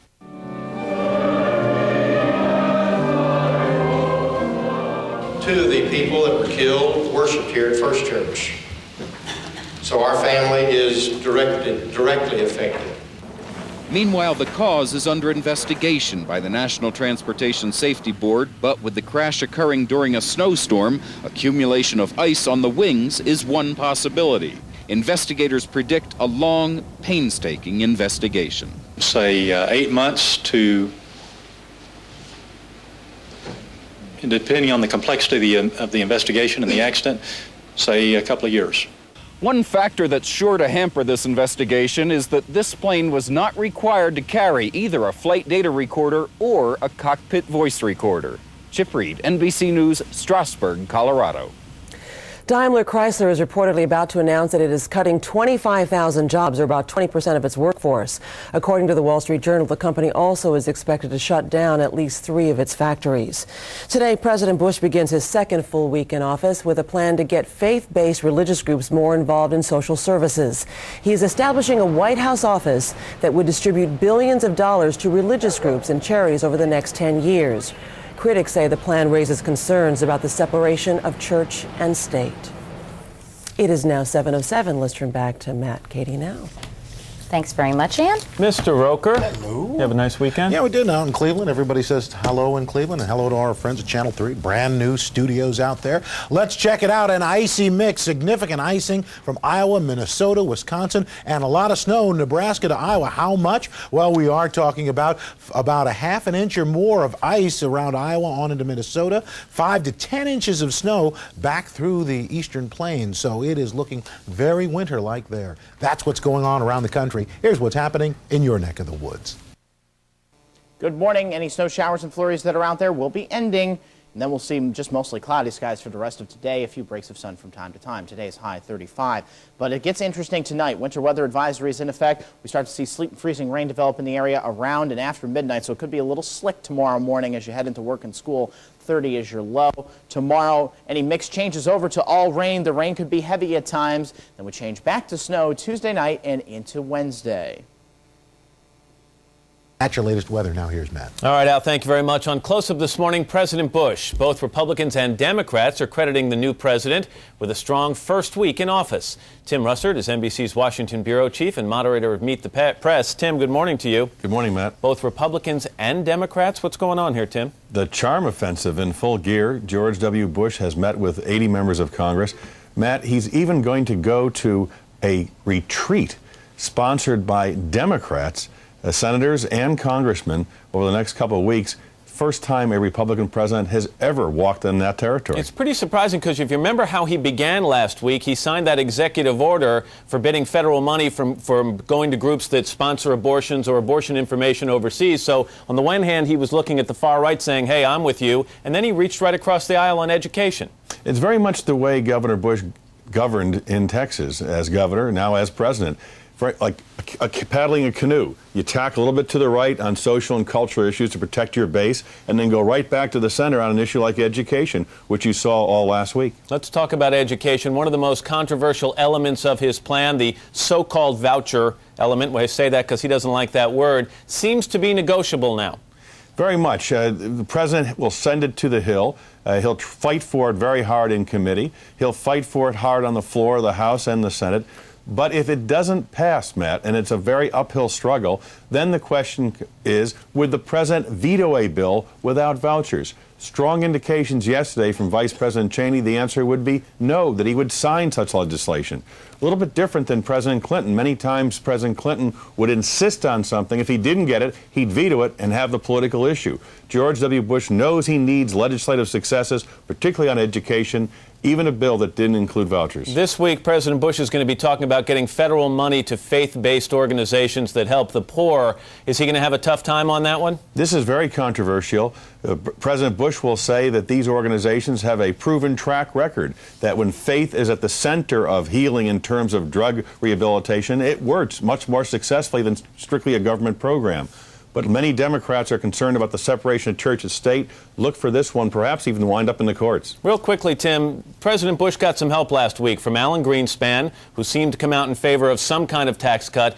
But didn't he also benefit from all the attention being paid to the Clintons with the pranks in the White House and the gifts they accepted as they left the White House and all the mess over pardons? Didn't that kind of keep the Bushes out of the spotlight a little bit? Absolutely. And one Bush advisor said, let them have center stage on their exit. It only helps us. Another said, don't get in the way between someone and their own firing squad. The fact is, politically, the Bush people knew that the final days of the Clinton presidency were not particularly attractive or appealing even to liberals. Democrats have been outspoken, particularly about the presidential pardons. All right, Tim Russert in Washington. Tim, thanks very much. All right, Matt. It's 11 past the hour. Here's Katie. Matt, thank you. In July of 1998, Russell Weston stormed the U.S. Capitol and went on a shooting spree, killing 2 policemen. Since his arrest, Weston, a diagnosed schizophrenic, has been prevented from receiving his medication by his own attorneys as they fight to keep him from getting the death penalty. The move is controversial, to say the least. NBC's Pete Williams has more. That means I will get control of the Ruby satellite system. For over a year and a half, Russell Weston, by anyone's standard a deeply disturbed man, has been held in an isolation room in this federal mental hospital. A federal judge has declared Weston mentally unfit to stand trial, unable to assist in his own defense on charges that he stormed into the U.S. Capitol more than 2 years ago and killed 2 policemen. Government psychiatrists who have interviewed him say he needs medication and should be forced to take it.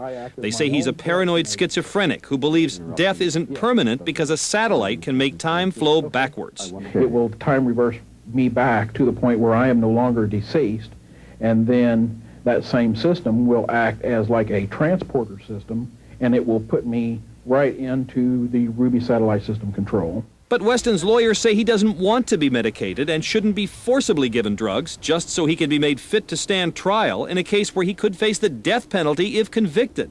The U.S. Supreme Court has never ruled on whether judges can order mentally unfit defendants to take drugs so they can be put on trial. So now the legal and mental health communities are watching this case closely.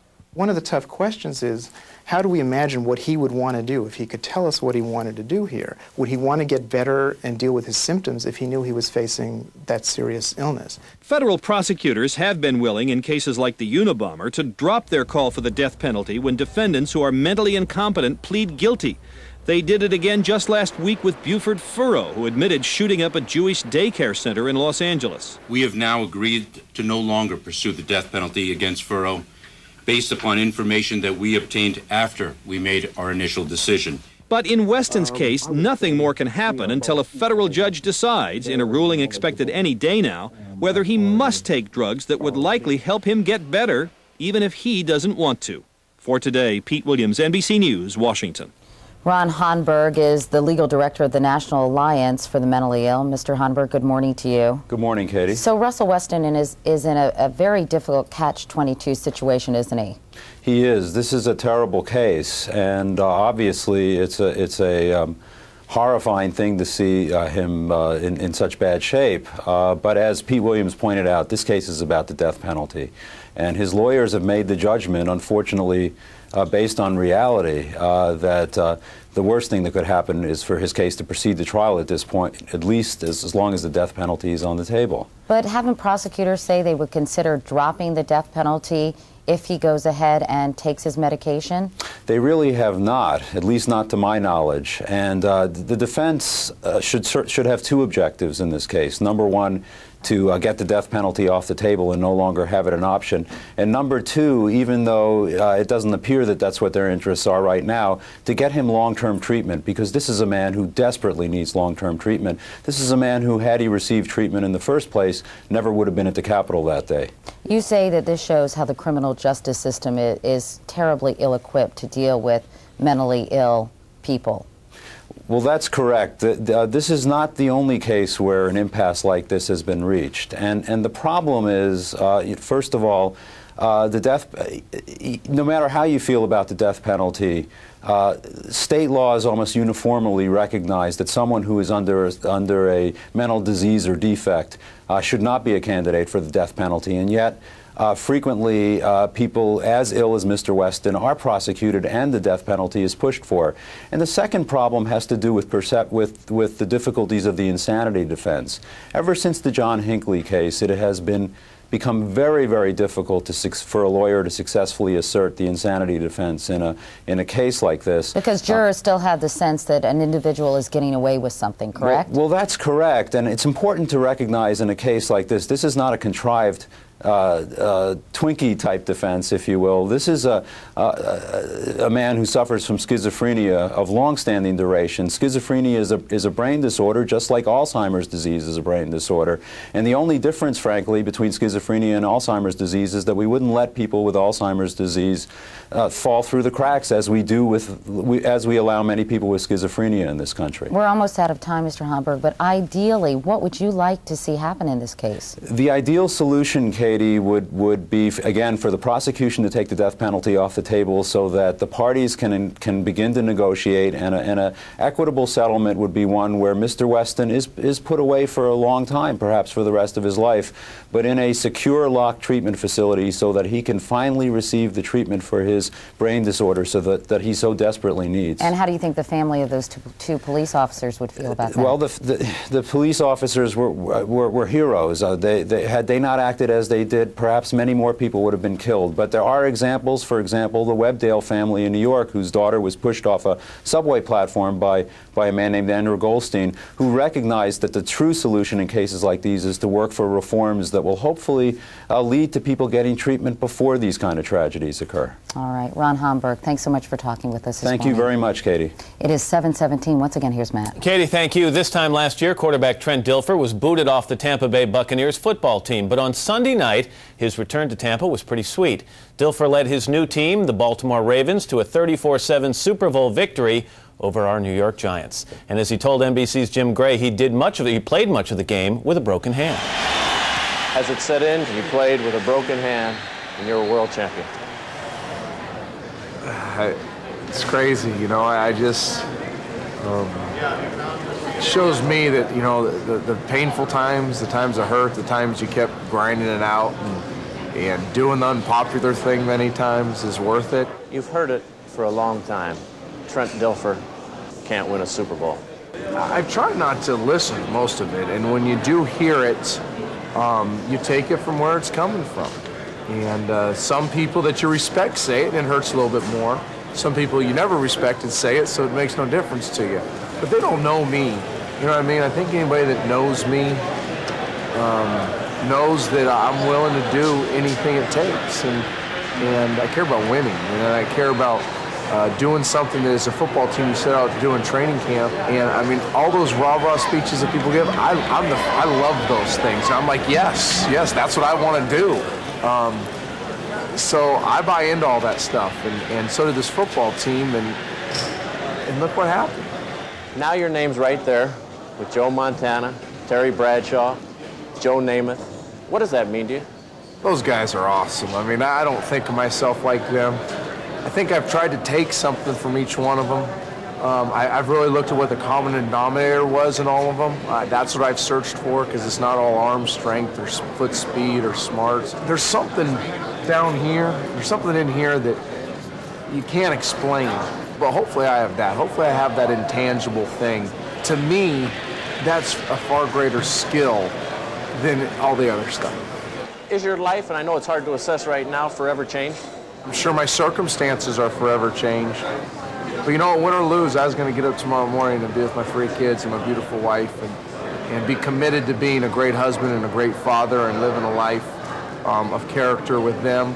That ain't going to change.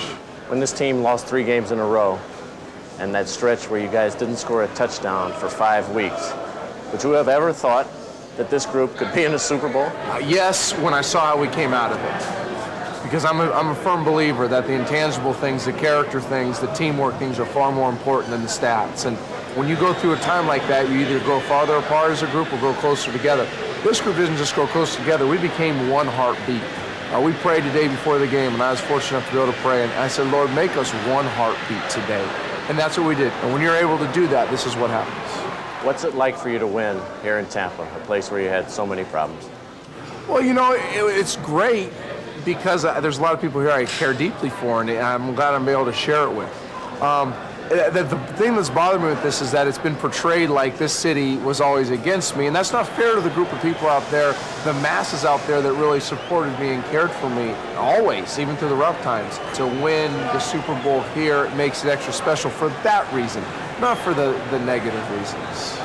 You know that you probably only have to make maybe 1 or 2 big plays because your defense is so good. Gives you what kind of feeling over there on the sideline? Well, it's a luxury. There's a million quarterbacks out there that would love to be in my shoes, but with that luxury, there's a responsibility too, and that's to make them without ever really getting an opportunity to get into a great rhythm. When you went back in the locker room and you guys had some private moments, your owner, Art Modell, he's been maligned. Everybody knows what Ray Lewis has gone through, and yourself. What were those private moments like? What happened? I did look Ray and I did look Mr. Modell in the eyes, and I'm much more happier for them than I am for myself, because those 2 people are just special people. 2 people I'm privileged to, one call a teammate, one my owner, but more for that privilege to call my friends, and those are people that I'll share this memory with the rest of my life. It is 7:22. We're back on a Monday morning, but first, this is Today on NBC. This is News Channel 2 Today. Good Monday morning, everyone. My name is Andy Jenks. Glad you're with us today. Our top local story, one Central New York family watched yesterday's Super Bowl with a chance to become $10 million richer. Last week, Mark Ritter and his family received a letter saying they were among the 210 finalists in the Publishers Clearinghouse sweepstakes. So they watched the game together and waited to see if a special van would pull up with the big check. It didn't, but the Ritter family still walked away with the minimum $1,000 prize for being a finalist. Not bad for just sending in the form. I did have doubts, you know. I thought maybe I was wasting my postage sending it in and wasting the time that it takes to fill them out. Ritter says he's still pretty happy that he took home the consolation prize, but perhaps what he's most proud of is that he thinks he won it even without ordering any magazines. Publishers Clearinghouse says the $10 million winner was from the state of Maryland. And that's one of our top stories this morning. Rich will be back with the full forecast in just a minute. 7:29, good morning. As we look on downtown Utica, skies mainly gray. The road conditions are improving, which is good news. Temperature is at 25 with a southwest wind at 5. It feels like it's 17. Let's go to our Storm Pro radar. Most of the snow shower activity has diminished. Just a few flurries scattered around the area, and any snow shower should be ending over the next hour or two. As we go to our forecast for today, once these snow showers end, just mainly cloudy skies, a few breaks of sun from time to time with a high temperature just above freezing at about 35. Now tonight we have winter weather advisories in effect. We've got a pretty significant storm on the way, and we start off with sleet and freezing rain around and after midnight. It turns breezy with lows just below freezing. Tomorrow we'll have an icy mix for a couple of hours in the morning. Then I expect it to change over to all rain, and it could be heavy rain at that. And then back to snow Tuesday night and Wednesday. Weekday mornings at 10 on News Channel 2.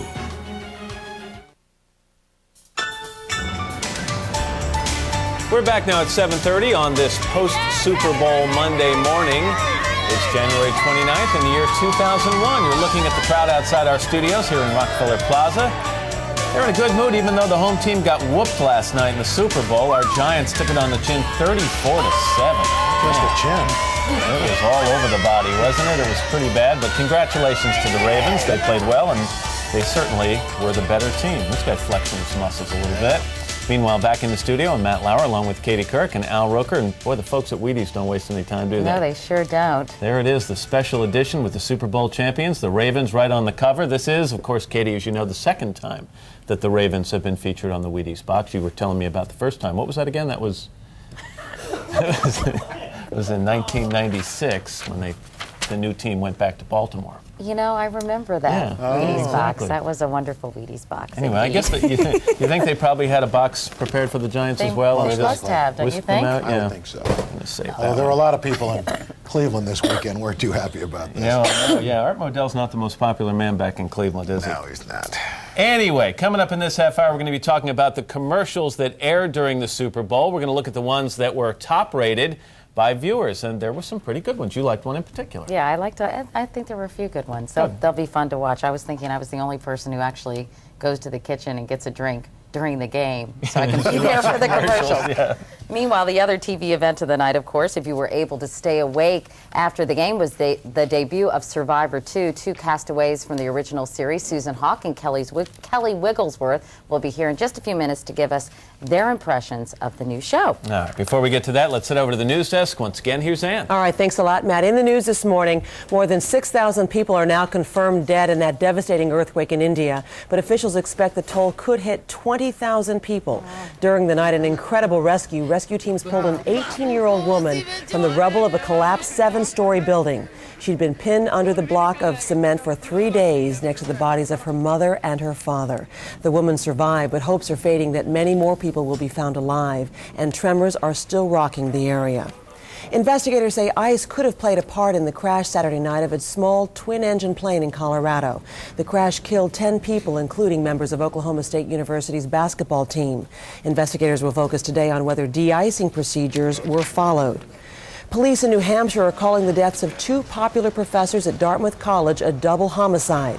The bodies of Susan and Half Zantop were discovered in their home Saturday night. The husband and wife team were known for opening their home to guests. Hundreds of fans poured into the streets of Baltimore last night to celebrate the Ravens' 34-7 victory over the New York Giants in Super Bowl 35. It was the first Super Bowl victory for the city of Baltimore in 30 years. And The Wedding Planner took over the top spot at the weekend box office. The new Jennifer Lopez film took in $14 million over the weekend, according to early industry estimates. Save the Last Dance was second, Castaway was third. You're up to date at 7:33. It's time for the weather and Al. Today's weather is brought to you by Vicks, your forecast for relief. And we got some Ravens fans over here showing their pride, right? What's your name? DJ. DJ, all right. Big Ravens fan? Oh yeah, I'm from Baltimore. Oh, came all the way. You drove down here? No, actually, I've been doing it for a year. Okay, good. Well, we'll know when to send you back. Okay. And I like these folks. What's this? Ravens rock. Yeah, what's the stuff on the back? All right, it's makeshift, okay? Okay. Let's take a look, see what's happening as far as your weather's concerned. And for today, you can see we've got icy conditions in the Great Lakes, also back through the plains, wet weather. Another storm moving into the northwest. Heavy thunderstorms down through the Gulf Coast, and we look for sunshine up and down the eastern seaboard. That's what's going on around the country. Here's what's happening in your neck of the woods. Good morning. Any snow showers and flurries that are out there will be ending. And then we'll see just mostly cloudy skies for the rest of today. A few breaks of sun from time to time. Today's high 35. But it gets interesting tonight. Winter weather advisory is in effect. We start to see sleet and freezing rain develop in the area around and after midnight. So it could be a little slick tomorrow morning as you head into work and school. 30 is your low. Tomorrow, any mix changes over to all rain. The rain could be heavy at times. Then we change back to snow Tuesday night and into Wednesday. That's your latest weather. Now let's go back inside the kingdom.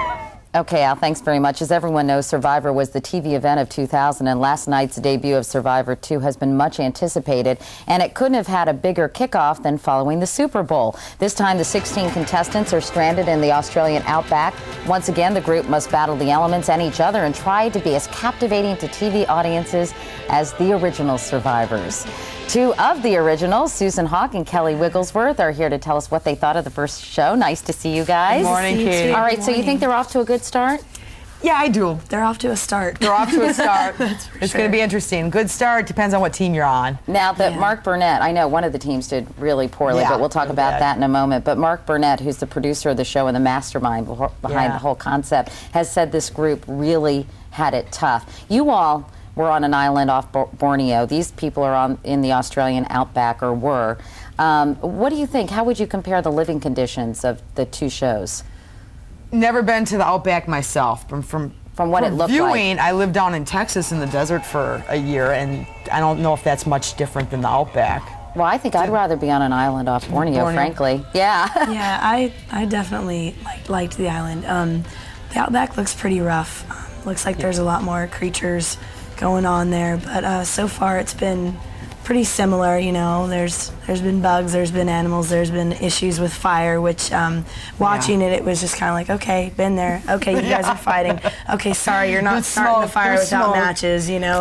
The book, the book, you know. Was it fun to watch the dynamics of the group? It was fun to watch it without having to relive it. Were you able to pick out, oh, that's a potential Richard Hatch and that's a potential me? I don't know if I seen a Richard Hatch there, but I did pick out a team, the one team I believe, the Ogakor team, is going to be the stronger of the two teams. It seemed, you know, like the teams were sort of put together and picked kind of how they were the last time with age groups and things like that. But I didn't really look at it and pick apart and say, oh, that person is like so-and-so, that person is like so-and-so.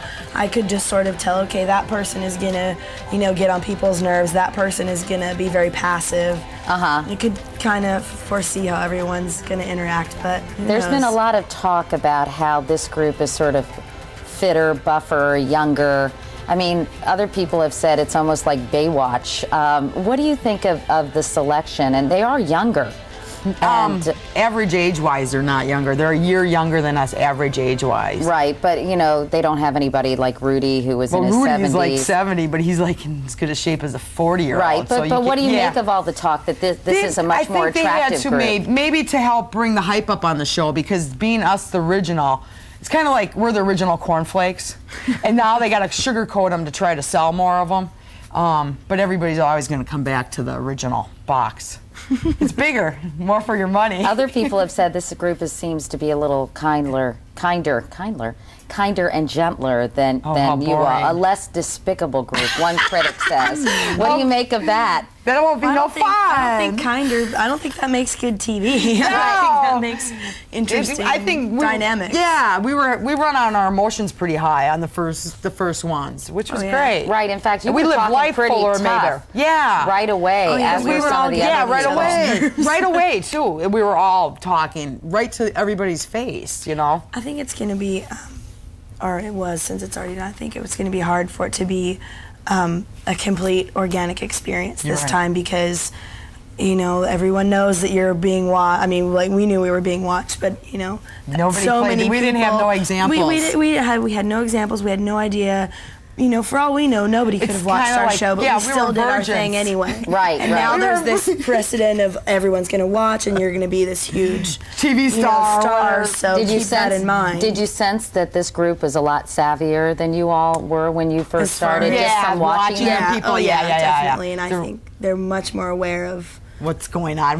Being aware that, oh my That God, she was they're talking to being them watched. over there, and they're watching each other a lot more closely. Now, were you That's gonna surprised take that this fun out of it. corrections officer, Deb, was ejected at all. off the island pretty Called it. unanimously, right? Yes. Now, I didn't watch the show. What was wrong with poor Deb? She was pissing people. Yeah, she was getting in front, and you know, people weren't What, like too following the bossy? compass. Bossy. She was really bossy. She kind of had a real pushy attitude. She did have the thing I think that took her over the edge was she was supposedly talking to everybody else that they should vote Jeff out because Jeff said he wanted to go, she said. But Jeff's like... And Jeff found that very annoying. Yeah, he was sick. Yeah, see, when Jeff was sick, he was probably whining when you're sick. I want pizza, I want it to be warm, I'm tired, you know, I'm sick. She might have just taken that as this guy wants to get out of here. You know? And then it discussed it with the rest of the group. They did really actually vote off a smart person. So they made it better for Olga Cornell. But that was kind of like them voting off, the other team voting off a Ramona or Joel on the other team. Well, see, I the think, smarter people. You know, for us, for a while, it sort of went down. Whoever messed up in the competition, Yeah, it was we're like, looking okay, for that's the the weakest team. link. Yeah. But they all sort of messed up the competition, so I think they had to base it more on, okay, who's a pill to live with? Right. Who's on my nerves? Yeah. You know, as far with us, it was like, okay, you know, Sonia, love her to death, great woman, but, you know, not She's a very weak strong. link, So yeah. that was sort of an easy vote, so they had to base it on. We did actually vote with us, yeah, to keep our team strong. Real quickly, anybody stand out so far, and anybody you think, if you had to make a guess, that was going to be the ultimate winner? I think it's too early to tell. I do really too. don't have I think it's going to be a man this time, though. Yeah. I do think it's going to be a man. last time. On that. Totally. I think it's going to be a total man this time. As much as we would want it to be a woman. All right, a total man. No, Okay. real. Okay, I'm sure Richard appreciates that. All right, Susan and Kelly, thank you very much Thank for you. your review. It is 7:41. Up next, the best of last night's Super Bowl ads. And still to come this morning on Today, the first of our 5-part series on getting a facelift. But first, these messages. Super Bowl Sunday is like Judgment Day for advertisers who bring out their best for the approximately 130 million people who are tuned in. USA Today does an annual ad meter rating the best and worst commercials from during the game. The newspaper's advertising reporter is Michael McCarthy. Michael, good morning. Nice to see you. Good morning. So just describe again how this ad meter works. How many people are involved in this? There's about 120 people. We invite real consumers to come into USA Today and spend Super Bowl Sunday with us. And then they vote for their favorite commercials using a handheld device. All right. So what was your overall impression of the commercials when you watched? I mean, did you think they were, as a group, better than last year, worse than last year, different, the same, what? Yeah. I think they were a lot better than last year. I think last year, because of the .com Bowl, you had Hail Mary passes and fumbles all over the field. However, they were a bit lacking on the celebrity side. Yeah, why do you think that was? I think that might have had something to do with the Screen Actors Guild strike. You know, agencies and advertisers plan their ads for months in advance, and a lot of the celebrities were on the sideline. Last year at this time, we were besieged by commercials for the .com companies. They were everywhere. One of the commercials that ran last night was kind of a send-off on the fact that most of those .com companies aren't even around anymore. This one's for E-Trade. Let's take a look.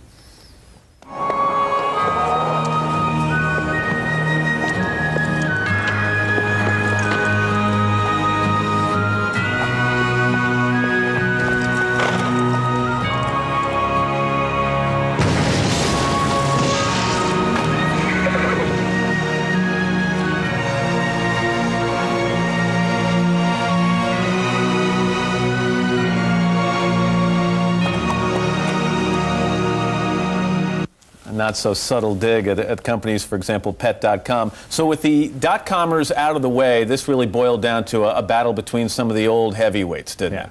The pros were back on the field. Amateur hour was over. You had big companies like Anheuser-Busch and Pepsi going head-to-head. And you also had some real veteran companies coming in for the first time, IBM, Volkswagen, and Levi's. Yeah, surprising. Pepsi hadn't been there for a couple of years, and they made a big comeback in the Super Bowl. Yeah. Pepsi was back in force with the Pepsi brand.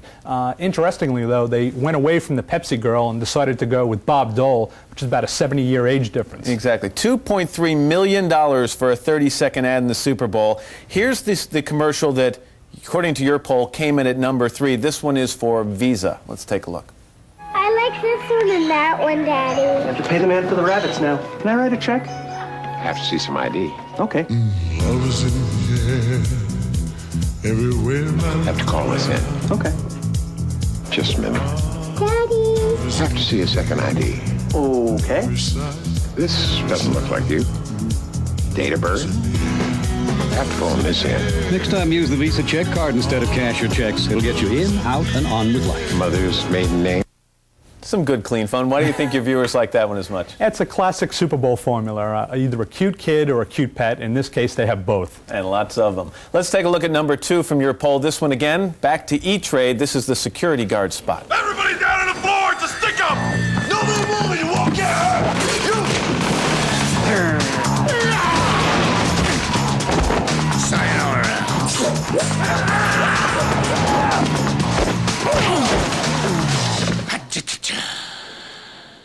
Excuse me, can you tell me where your loan department is?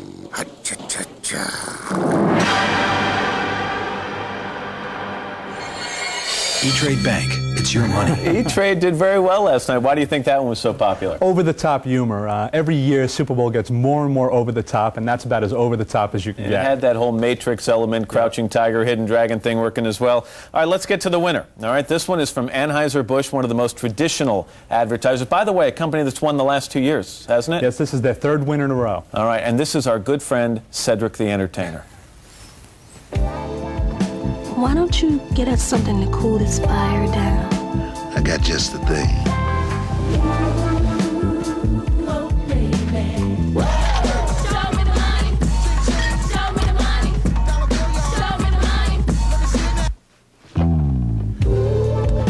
I got 2 laws for that fire. With a great taste that won't fill you up and never lets you down. Make it a Bud Light. That's not that bad. I got 2 logs for that fire. Cedric is becoming really popular, isn't he? Yeah. Cedric is a commercial star. A star is born. Look for Cedric in more Bud Light commercials. Why do you think that Anheuser-Busch pulls off a string of 3 wins in a row? Is there a formula they come up with and they just stick with it? Yeah. They have a great blend of humor and sentimentality. Even though the Clydesdales weren't on the game, they used the Clydesdales effectively in years past. They used the Dalmatian. And Cedric, they just have a knack for finding the talent that can symbolize that everyman. Like the frogs. Michael McCarthy, thank you so much. Thank you. We appreciate it. It's 49 past the hour. We're back with more of Today right after these messages. I did like the bunny commercial, too. And that Cedric one, hilarious. I was with the girls when it ran, but that was so funny. Throw a couple of logs on that fire. It's not so bad, really. We'll be back right after these messages. This is News Channel 2 Today. Good morning, everyone. I'm Andy Jenks. The top local stories at this hour. Jury selection is set to begin today in the murder trial of Wellington Johnson. The 35-year-old Johnson is charged with killing 30-year-old Frank Coleman of Rome in February of last year. The case will be tried in Madison County because that's where investigators found Coleman's body. Charges were originally brought against Johnson in Oneida County, where police believe the murder actually happened. Johnson and Coleman were co-workers in New York Mills. Also this morning, a pair of car accidents over the weekend left several people injured. In the town of Vernon, 5 people were hurt along Route 26 near Simmons Road. Oneida County officials say a driver going north on 26 lost control of the car and wound up moving into the oncoming lane. After that, the car struck another vehicle head-on. A passenger in that car was hospitalized and listed in serious condition. Police say snowy weather and slick roads helped cause the crash. And there was another accident just a bit further south in the town of Augusta. Rescue crews say the driver of a sport utility vehicle hit the guardrails after losing control. The car then went over the rails and rolled over repeatedly down a steep hill. Reports say the driver's injuries, though, were not serious. That's a look around central New York this morning. Rich will be back shortly with his full forecast. Good morning. Mostly cloudy skies will remain around the area for the rest of today. A few breaks of sun possible. We should get just above freezing for the high. Tonight, as we slide below freezing, we'll start to see some sleet and freezing rain develop around the area. As we head into tomorrow, the icy mix should change over to rain, and then we change back to snow Tuesday night and into Wednesday. News Channel 2, where the news comes first. The picture of the Challenger space shuttle exploding will remain in the national consciousness for so long. But for those who watched the launch and the tragedy from the grandstands at the Cape, the experience and the shock will be indelible. Of course, any death of an American astronaut is going to hit all of us hard. In this case, maybe it hurts a little more because one of the people who died was one of us, a civilian.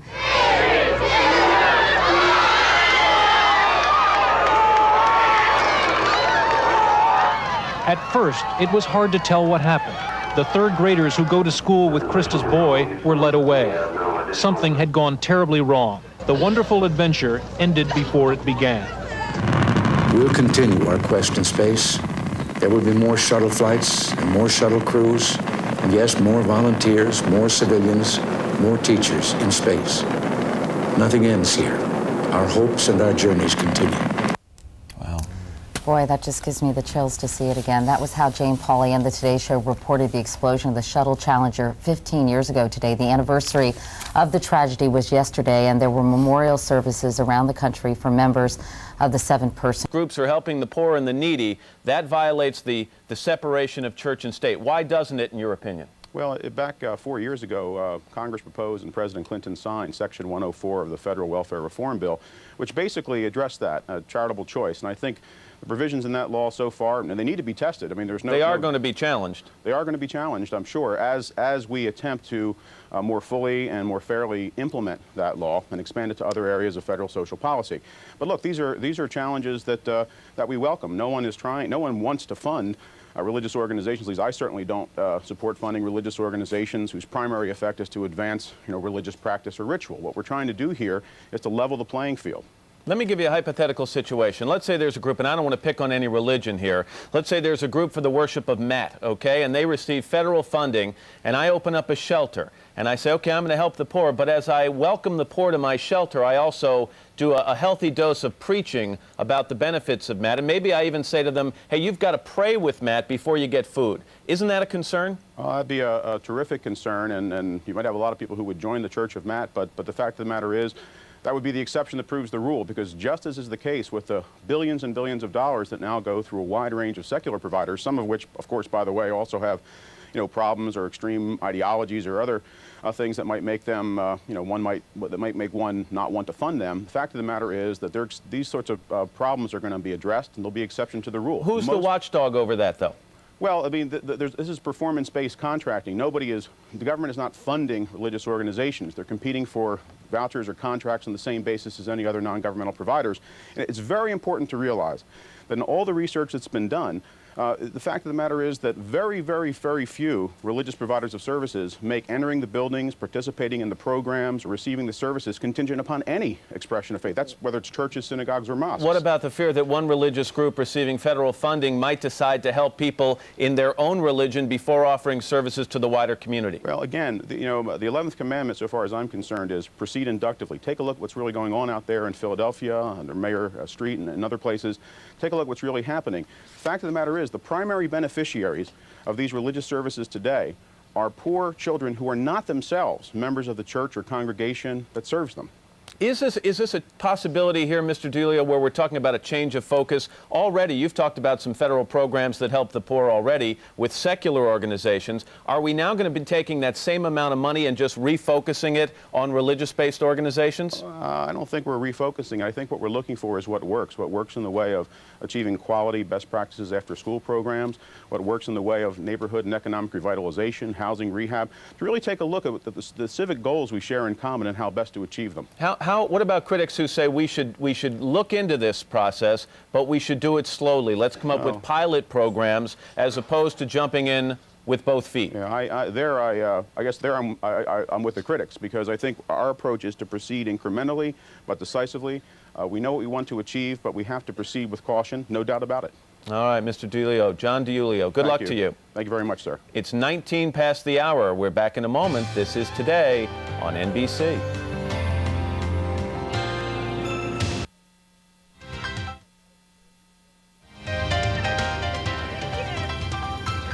Coming up in our next half hour, I think no one will forget the story of Dr. Jerry Nielsen, who was in the South Pole stationed there as a doctor, and she got breast cancer. She discovered a lump, ultimately had to perform her own biopsy and administer her own chemotherapy.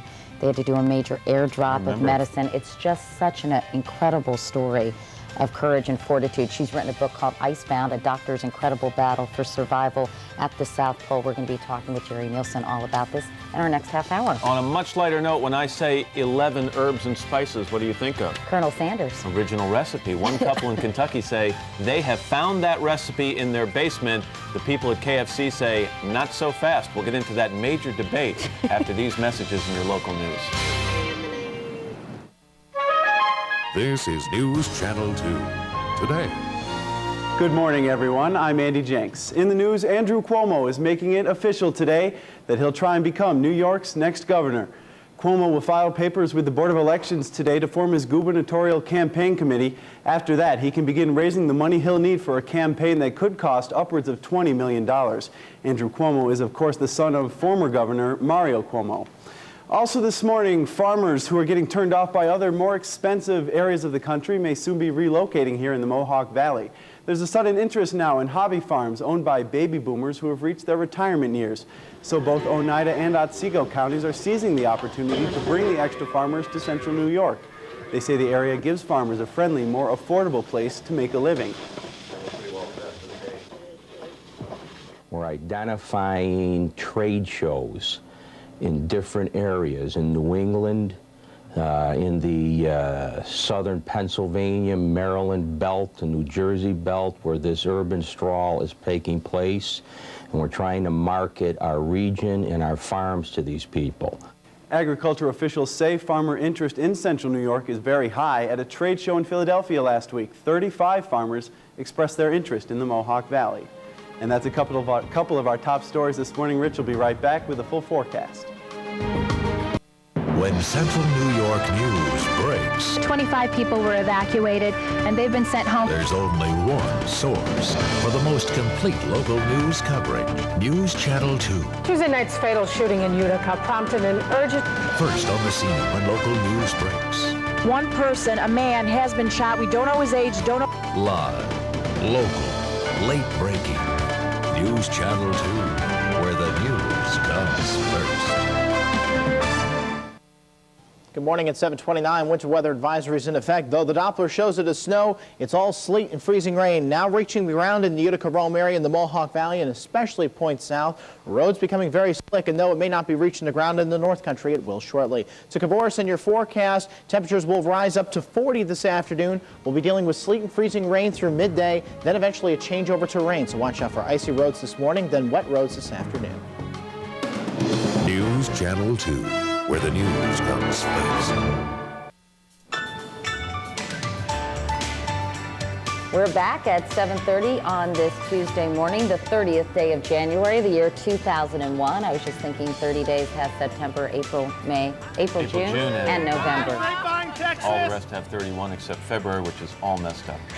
I thought it, which was loads of fun. Oh, that's not the way I learned it. Really, meanwhile, back inside Studio 1A, I'm Katie Couric, along with Matt Lauer, and coming up in this half hour, a very special guest, Dr. Jerry Nielsen will be here. She's the doctor who was stationed at the South Pole when she discovered she had breast cancer. Weather conditions were simply too dangerous to risk evacuating her. She had to treat herself. Now she's written a beautiful book about her experience. It's called Icebound. She'll be here to tell us all about it in this half hour. Matt? Katie, the controversy over President Clinton's pardon of fugitive financier Mark Rich continues to rage. We're going to have a report on that and then get into the debate over presidential pardons in general in just a few minutes. But first, as we mentioned earlier, Al Roker is off today, so we're going to go down to Washington, where Willard has a check of the weather. Today's weather is brought to you by 100% Colombian coffee. Look for this symbol to find the richest coffee in the world. You got that right, and thank you very much, Katie. And Juan Valdez, you are a prince. On a cold day like this out in the Midwest, a nice mug of coffee, how sweet it is. It's security. And Al Roker, the beautiful man that he is in San Francisco this morning, and I'm here wishing a happy birthday from Orville, Ohio, the home of that fantastic Smucker's Jam and Jelly. Happy birthday wish to Chris Dice, Utica, South Dakota, 100 years old, a former carpenter, and enjoys reading his old German Bible. Sehr gut. Beautiful head, too. Mine little hair. Harold Gray of Brush, Colorado, is 100 years old, worked for the Ford Motor Company for years and enjoys keeping track of all 70 members of his family. How sweet that is. Big story is the blizzard conditions out in the Midwest today. Omaha, Kansas City expects some delays out there. From northeastern Colorado, northern Kansas, east central Nebraska, 3 to 6 inches of snow, which is nothing for them out there, but blizzard conditions, 60-mile-an-hour winds. That's going to be a full day. Here's what's happening in your world, even as we speak. Good morning. Winter weather advisory is in effect, though it's all showing up as snow on the Doppler radar. It's sleet and freezing rain that's beginning to move into the Utica area. Already areas from Utica south and west seeing some sleet and freezing rain. Roads are going to become very slick over the next several hours, and it's going to be a while before the rain that's sitting out here in western New York and western PA moves in. Here's your forecast. Sleet and freezing rain through midday. Watch out for icy roads. Then rain this afternoon. Watch out for standing water on the roads this afternoon. The high temperature near 40, and it will be breezy. We'll keep you updated. Now here's Matt's raining in New York too, I see. Yeah, just started behind us a few minutes ago, Willard. Thanks very much. On his last day in office, former President Clinton granted one pardon that is still drawing some heavy fire. NBC's Pete Williams has details on the controversy. It's not the picture of the usual applicant for a pardon, a multimillionaire living in exile in Switzerland hitting the ski slopes. But Mark Rich, an international fugitive, got his pardon with just a few hours left in the Clinton presidency. The 17-year-old criminal charges now dropped of skirting oil price controls to evade nearly $50 million in federal taxes and illegally buying oil from Iran while it was holding Americans hostage. Mr. Clinton's pardon stunned federal prosecutors, and some Republicans in Congress are calling for hearings, troubled by disclosures that Rich's ex-wife, who joined in calling for the pardon, has given nearly $1 million to Democratic causes. But President Bush says while he finds it troubling, he'll do nothing to challenge the last-minute pardon by Mr. Clinton. He had the right to do so, to make that decision, and he did. And I'm going to protect that privilege not only for me, but for future presidents as well. The pardon power comes directly from the Constitution. For any federal crime, the president can forgive anyone completely or shorten the prison sentence. While most pardons are given to people after they've served time and turned their lives around, a pardon can come any time after a crime is committed, even before indictment or trial, as for example when President Ford pardoned Richard Nixon for Watergate. Constitutional scholars say it's one of the rare powers that's the president's alone, with no checks or balances. When the president issues a pardon, it is according to his sole discretion. There aren't any standards for it. There isn't any review of it. A power as old as the Republic, now prompting new questions about whether to rein it in. For today, Pete Williams, NBC News, Washington. In the case of Mark Rich has only intensified the debate over the power of the president to grant pardons. Former U.S. Attorney Joe DeGeneva and famed defense attorney Roy Black have some thoughts on this. Guys, good morning to you. Good morning, Matt. Joe, let me start with you and let's talk about Mark Rich for a second. We all agree that the president was completely within his rights to grant Mr. Rich a pardon. So what about the pardon deserves scrutiny in your opinion? Well, it's a highly unusual pardon. First of all, Mr. Rich has been a fugitive for 17 years. He renounced his U.S. citizenship. At the time he fled the country, his attorney at the time, famed criminal defense attorney Edward Bennett Williams, said to him, "You have spit on the American flag." The bottom line is that Mr. Rich, while never subjecting himself to the jurisdiction of the United States, got a pardon under circumstances which are so apparently corrupt by the appearances, large donations by his former wife to the Democratic Party, gifts to the Clinton family.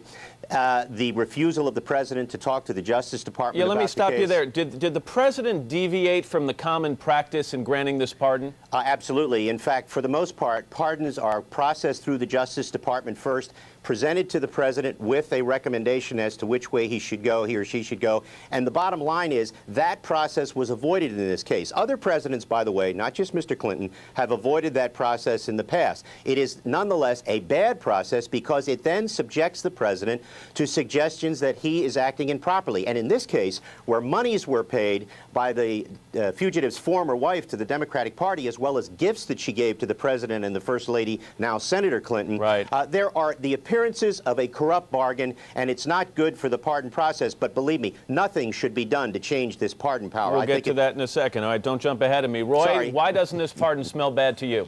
Well, you could take that with every pardon. I guarantee you in history, if you went back and asked the prosecutors on the case if they agree with the pardon, they always disagree. And you're always going to find people who gave things like campaign contributions, helped the party. Guess what? That happens to be politics in America. The people who help out the president or the party in power are more likely to be subject to getting the pardon power. The Constitution in Article 2, Section 2, resides that power solely in the discretion of the president. He doesn't have to ask the Department of Justice. That whole procedure was set up only to assist the president. He doesn't have to use it if he doesn't want to. And as Joe said, I think it's a very good idea that the president have this power. But you know, you say that prosecutors always disagree. I heard Rudy Giuliani on a program this weekend, former federal prosecutor himself, saying, hey, no, there are cases where people actually reform themselves, where they do good for the community. He doesn't feel this is one of those cases.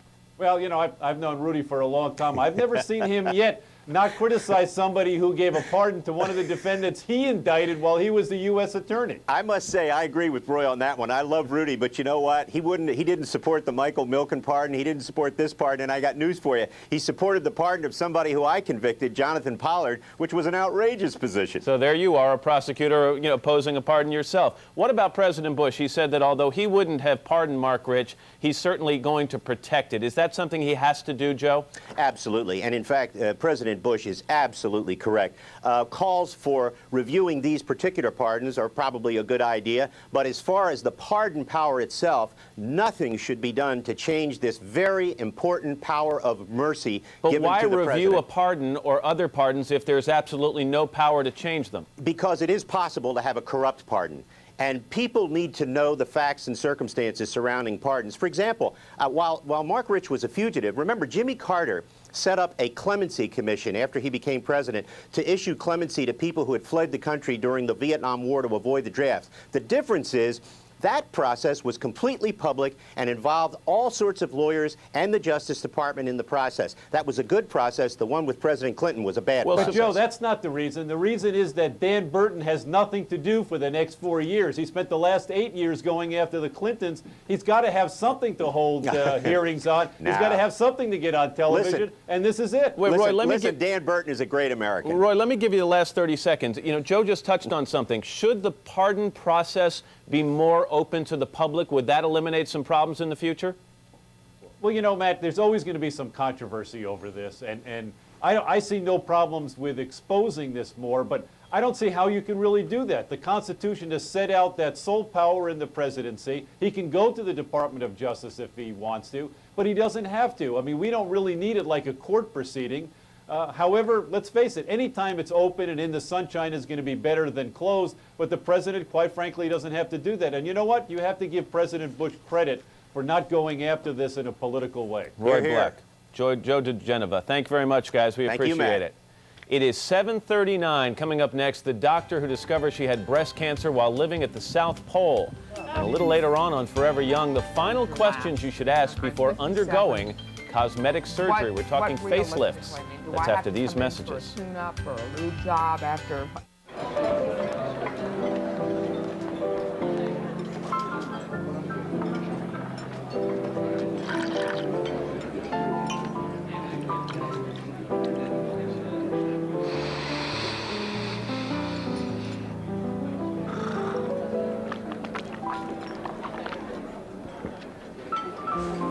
Be sure it's 100% Colombian coffee.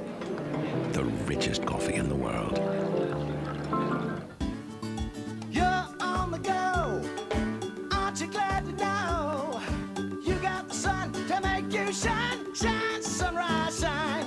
Cornbell granola bars and fruit-filled cereal bars. Shine, sunrise, shine.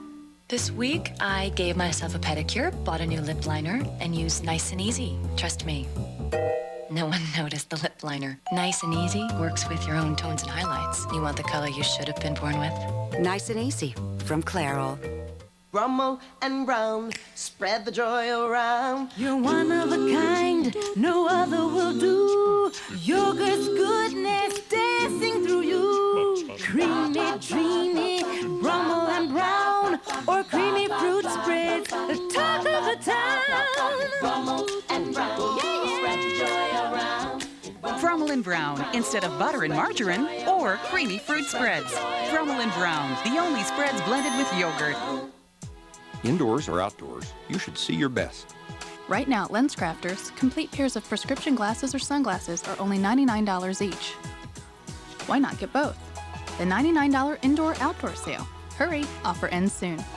Cleaning your teeth, protecting against plaque and tartar buildup, and prevention of gingivitis is crucial. You got that, Ellie Mae?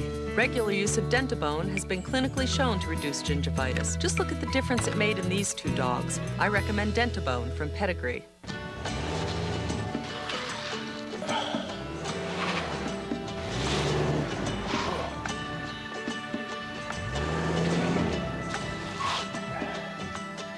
Let me take over. The 2001 Mitsubishi Galant, now available with 1.9% APR for 5 whole years. You know, it's really very simple.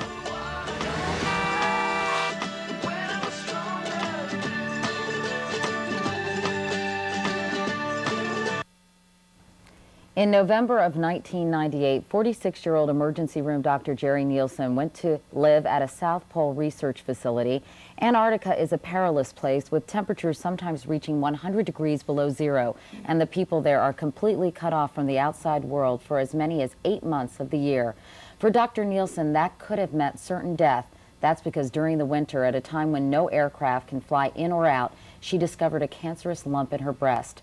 But Dr. Nielsen was able to save herself, and her remarkable story is told in Icebound, a doctor's incredible battle for survival at the South Pole. Dr. Nielsen, good morning. So nice Hello. to see you in person after talking about your story for several weeks. Meet you in person after seeing you on TV. Well, tell me, let's start at the beginning. What on earth made you want to go to the South Pole in the first place? I think I've always wanted to go somewhere like that. When I was a kid, I wanted to go to the moon, and I always dreamed of a different time, perhaps the 1800s, going across in a wagon train, across the Sierra Nevadas, and I thought that all the romantic adventures and frontiers were gone, and that was a thing of the past. And once I realized that today is just as exciting and has as many possibilities, it just opened my life. Tell me a little bit more about the South Pole, where it is, what it's like. We have an animated map of it, so we're doing a little geography lesson as well. Well, it's at the bottom of the Earth where you put the screw on the globe. And the conditions are simply unbelievable there. I mean, talk about a hostile physical environment. Oh, it's the highest, driest, coldest place on Earth. The continent's 1.5 size the United States. It is 2 miles thick ice on top of the continent, which weighs the land mass down so that it's below sea level. It's an bleak, alien world, to say the least. It sounds bleak, but instead it's wonderful. There's a certain kind of beauty in its bleakness. It's shocking how beautiful emptiness is. Total, gorgeous, bright in the summer, deep, deep, dark in the winter emptiness. Silence, absolute silence. But the silence, I'm sure at times, could be deafening. Psychologically, I mean, it took not only physically, and I'll get to some of the physical things in a moment, but psychologically, it must have been a huge adjustment. Here you were living with 41 other people, right? Yes. In very close quarters. You could hear people walking down the hall. You could hear people walking to the bathroom. Yes. Tell me a little bit about those living conditions. The living conditions are sparse and extremely crowded with no privacy whatsoever. But what you do in a situation like that is you make your own social rules, and the community develops its own laws and rules and ways of behavior so that you don't intrude on other people's thoughts. Because all you have there that's private is your own thoughts. You all must have become an extremely close, cohesive group living there under those conditions. Extremely. I liken it to an army unit. That's the only thing I've seen that is similar in their devotion to each other, their ability to give to each other and risk for each other. You call these folks police, or you call Yes. yourselves police, and you were the only doctor yes. for all these people, so you were a doctor, dentist, gynecologist, psychologist. You basically did it all for them. Postmaster, charwoman, and laundress. Wow. Then you realized, as your dad, I understand, warned you before you went on this My dad expedition. He said to you, you have to be Yes. prepared Yes. to operate on yourself. We call him Lookout Cahill because he's always looking for the exit. He always thinks about all the contingencies and makes plans for them. And he actually mentioned to me that I might get cancer. Well, his foreshadowing was pretty eerie in this It case was. because 5 months into your stay, you discovered a lump in your breast. Yes. You had had lumps there before, I know. Right. A history of that, your mom as well. But you thought this was different. Yes, immediately I thought this was different. Actually, it was 2 weeks after the last plane left when we were totally isolated and told that there was no way to get back to the pole. The last plane had turned around and told us we were on our own. Good luck. When you felt this lump, Right. and you felt it was different than Yes. those you'd had before. It was hard and fixed and gristly and different. And you thought? That I probably had cancer. And here you are in this godforsaken place with cancer. You're the only doctor. You don't have any medical supplies to speak of. You have Right. some. You couldn't operate, as your dad warned, because there was too much risk of infection. That's right. But you did have to do a biopsy. Yes, 2 of them. And an aspiration. Here you had to train this crew of police to help you out with a biopsy. Which wasn't difficult because they were such ingenious MacGyver-type people who had such can-do spirit and would do anything for me or any of the others, that it was simple teaching them. They were all very skilled individuals. The gentleman on the television was Walter the welder. So you had a welder helping you perform a biopsy on Yes. your breast. They're And good. you were doing it as well, using ice and what is that, the topical anesthetic? Lidocaine. Lidocaine, and that's it. That's it, yes. You then did a smear on a slide. Yes, one of my friends, who was the maintenance man, Ken, made slides. And then you all hooked up via satellite and showed some doctors here in the States. That's right. My girlfriend actually just took a regular camera, a regular microscope, and a computer, and somehow hooked them up so that the microscope's images that were magnified would show my slide well enough to transmit it over the internet. And she figured out how to do that. And you were told by the doctor. She's really smart. Well, they're all, I mean, They're you all incredible. are incredibly ingenious and innovative. It's amazing what those folks could do. You heard from the doctor that you had an aggressive form. That's right. Of breast cancer. Yeah, she didn't have any good news for me. And so you needed chemotherapy, which you didn't have. So they did this incredible drop of medicine to the South Pole. A whole lot of people risked their lives. The New York Air National Guard? Well, the first group to risk their life was the Air Force from Tacoma, Washington.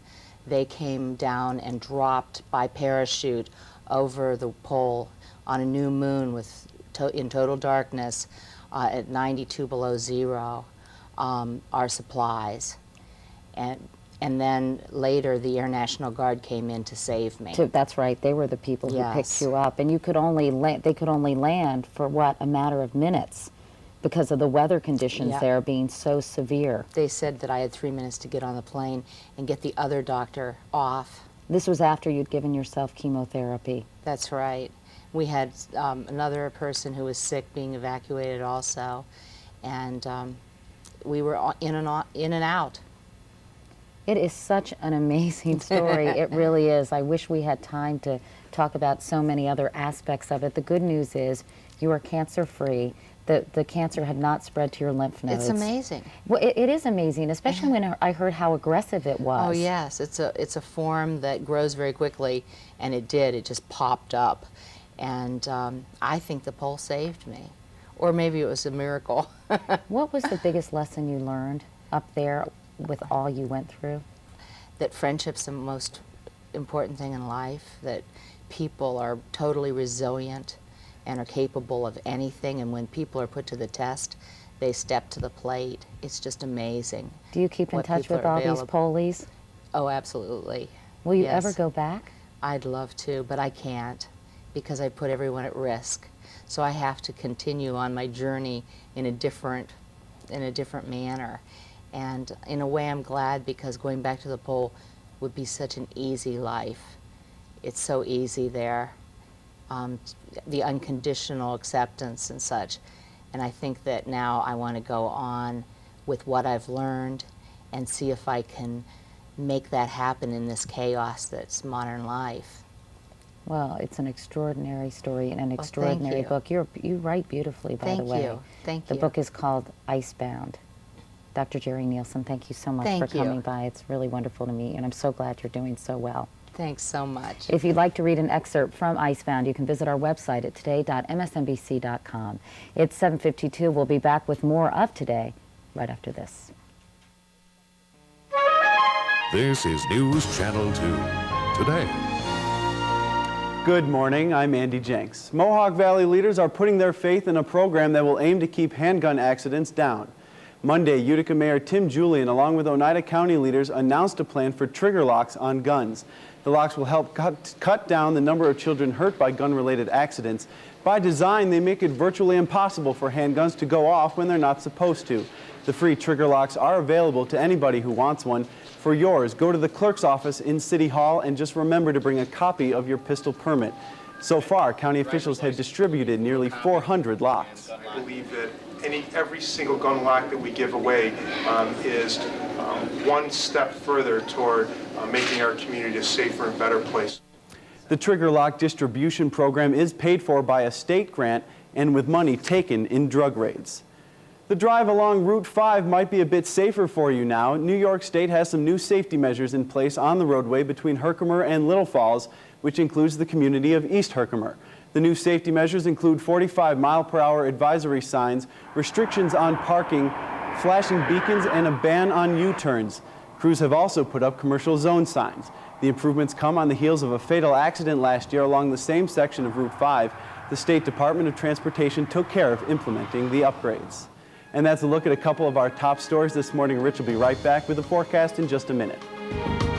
Bare Naked Furniture is Central New York's largest unfinished furniture showroom. Fully stocked with quality solid wood furniture crafted from the finest pine, maple, and oak. Real wood furniture that you finish to match your home's decor. Hundreds of items in stock to choose from, and thousands of items are available. Solid wood, solid furniture, solid value. Unfinished furniture is not what it used to be. Stop in and you won't believe your eyes. Bare Naked Furniture, Route 5 in Schuyler. Here is your weather school lesson question for today. Joining me is Bobby. She's in the first grade. Bobby, what's our topic for today? Clouds. Can I have that question today? The name for low stratus clouds comes from the Latin word meaning A, gray, B, blanket, C, layer. Bobby, great job. We'll see you tonight at 6 for the answer.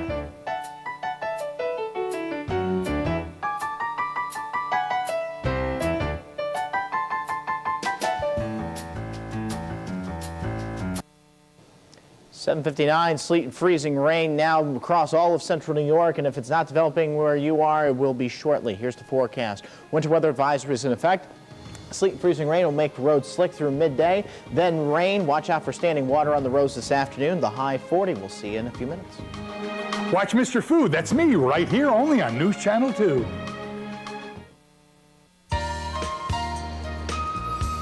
Eight o'clock now on a Tuesday morning. It's the 30th day of January in the year 2001. Not a nice day here in the Northeast. Weather problems all over the country. We told you about that ice and snowstorm in the Midwest, but we're just getting the rain portion of things. We've got a lot of...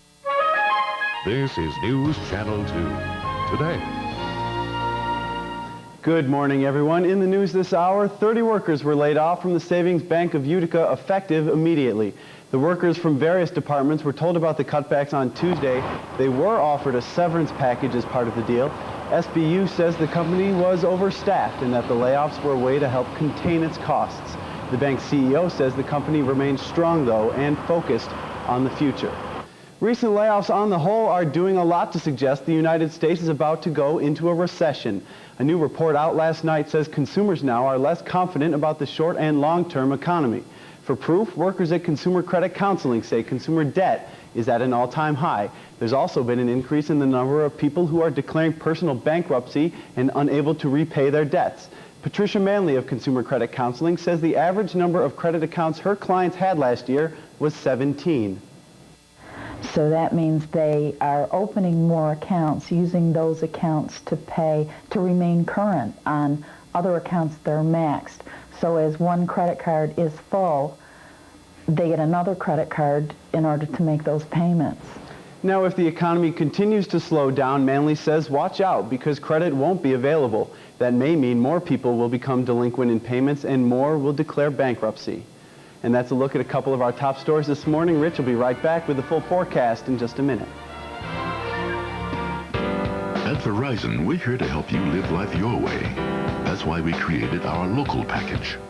To help you be right in the thick of things, tune out the world sometimes, or simply keep in touch with everyone. Local package makes it easier. So call to sign up now and you can save big. Local package is designed to help you live your life with everything you need all in one package, all at a savings of over 40%. It's unlimited local calling, plus our most popular services like caller ID, call waiting, and three-way calling, all on one bill for one low flat rate. Have some of these services? You can still save. Get local package now and qualify for other special offers like low rates for long distance and voicemail too. So call 1-800-574-9798 today. The sooner you call, the sooner you'll save. Local package. Whatever you want, whatever you need. All at a price that's just right. 729, we've got some rain showers south of the Utica area towards Madison, Otsego, and Shenango counties. Also some rain mixing in with some snow and sleet up towards Lowville, up towards Lewis County, and up towards the Old Fort area. As we head to the forecast, rain will mix with and then gradually change over to snow by late this afternoon and this evening as temperatures fall through the 30s during the day. Watch Mr. Food. That's me right here only on News Channel 2. We're back at 7:30 on a Wednesday morning, January 31st. Goodbye to January in the year 2001. You're looking at some nice people outside our studio on a much more pleasant day here. Nice warm temperatures, hopefully some fair skies on the final day of January. Meanwhile, they say it might be up to 50 degrees today. 53, I heard. Yeah, isn't that great? Balmy for the month of January. Inside the studio, I'm Matt Lauer along with Katie Couric.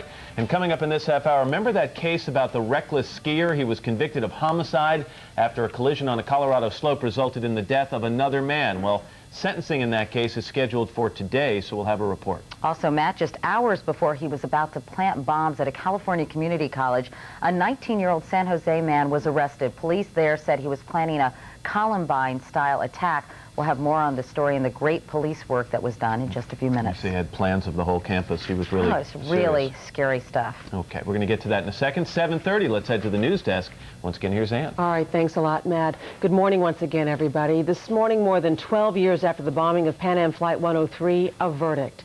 A Scottish tribunal in the Netherlands has convicted one man of the bombing, acquitted another. 270 people were killed in the terrorist bombing, 189 of them Americans. The man who was convicted, Abdal Basset Al-Megrahi, now faces a mandatory life sentence in a Scottish jail. A public memorial is planned today to remember the 10 people killed in a plane crash Saturday in Colorado. Among the victims, 2 members of Oklahoma State University's basketball team. Analysts expect the Federal Reserve to lower interest rates by half a point today. The Federal Reserve is under pressure to do so because of signs of a recession.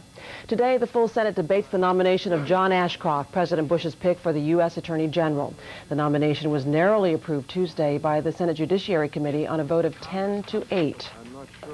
It is now 7:31. Time for the weather, and in for Al this morning, Willard in Washington. Today's weather is brought to you by Vicks, your forecast for relief. Hey, you got that right, Josie. Good old Vicks. Been around for a long time. Remember when I was a kid, my mother used to put the Vicks in there and tie a hanky around me and always felt secure. And chicken soup. Hey, a great thing coming up February the 2nd. Not just Groundhog Day, but a very significant event. It will be the 100th anniversary of the famous Black Horse Regiment. That's the 11th Armored Division Cavalry, and they will be celebrating all of the country people who participated and those who are remembered who were in the Cavalry Division. 100 years old. Congratulations, happy birthday. Speaking of birthdays from our friends at Smuggler's, how sweet it is. Always nice to say hello to nice people. Nancy Campbell of Columbus, Ohio. One of the, look at her, she's happy. She just had 20 sliders. You know, White Castle, that's where their home is. I bet they'll send her some. Loves people, has a great personality and a pretty smile. We've got Edna Hines of Great Bend, Kansas, 107. Now, you wouldn't believe, 107. Bank teller, and she golfed until she was in her late 80s and still goes to beauty shop every day. See that jet stream? Warmer temperatures all the way down through Georgia, and as a matter of fact, look at the east here with 54 in Washington, 54 in New York today, 85 in Fort Myers, and some thunderstorms along that front. That's the Florida-Georgia border. Santa Ana winds out in California. While it's warm here today, it's going to be cooler by the weekend in the east. Here's what's happening in your world even as we speak. Good morning. Still some areas of patchy dense fog out there, but the visibilities are improving around the area, which is good news. After the patchy fog breaks up over the next few hours, a few scattered light rain showers. We'll see a mix in with snow and eventually a change over to snow beginning midday, and especially as we head through this afternoon, as temperatures hold steady or fall just a few degrees during the afternoon. Tonight, snow showers about an inch or so. 25 is the low, a little bit more snow in the North Country. More snow showers and a trend towards cooler temperatures for the end of this week. Now here's Katie. Thank you, Willard. In Northern California, they're breathing a sigh of relief this morning after police averted a, quote, Columbine-style attack on a community college campus that could have left hundreds, even thousands dead. Police say they found almost 60 bombs and other weapons in the bedroom of 19-year-old Al de Guzman just hours before he planned on blowing up the cafeteria at De Anza Community College. Ron Gonzalez is the mayor of San Jose, and William Lansdowne is the police chief there. Gentlemen, good morning to both of you. Good morning, Katie. Good morning, Katie. Chief Lansdowne, let me start with you. This seems to be an incredible combination of luck and terrific police work. Thank goodness this Al de Guzman went to the drugstore to develop some photographs, and the clerk was alerted that these photos were very strange. Tell me, first of all, Chief, what these photos were of. The photos showed several pictures of the suspect, Al de Guzman, with bombs that he had put together, the timing devices, and several of the guns that he intended to use in his mass execution at the college. And she alerted her father, who is a San Jose police officer, is that right? Absolutely. This is a very courageous young lady who is really a hero in America today and saved an awful lot of lives.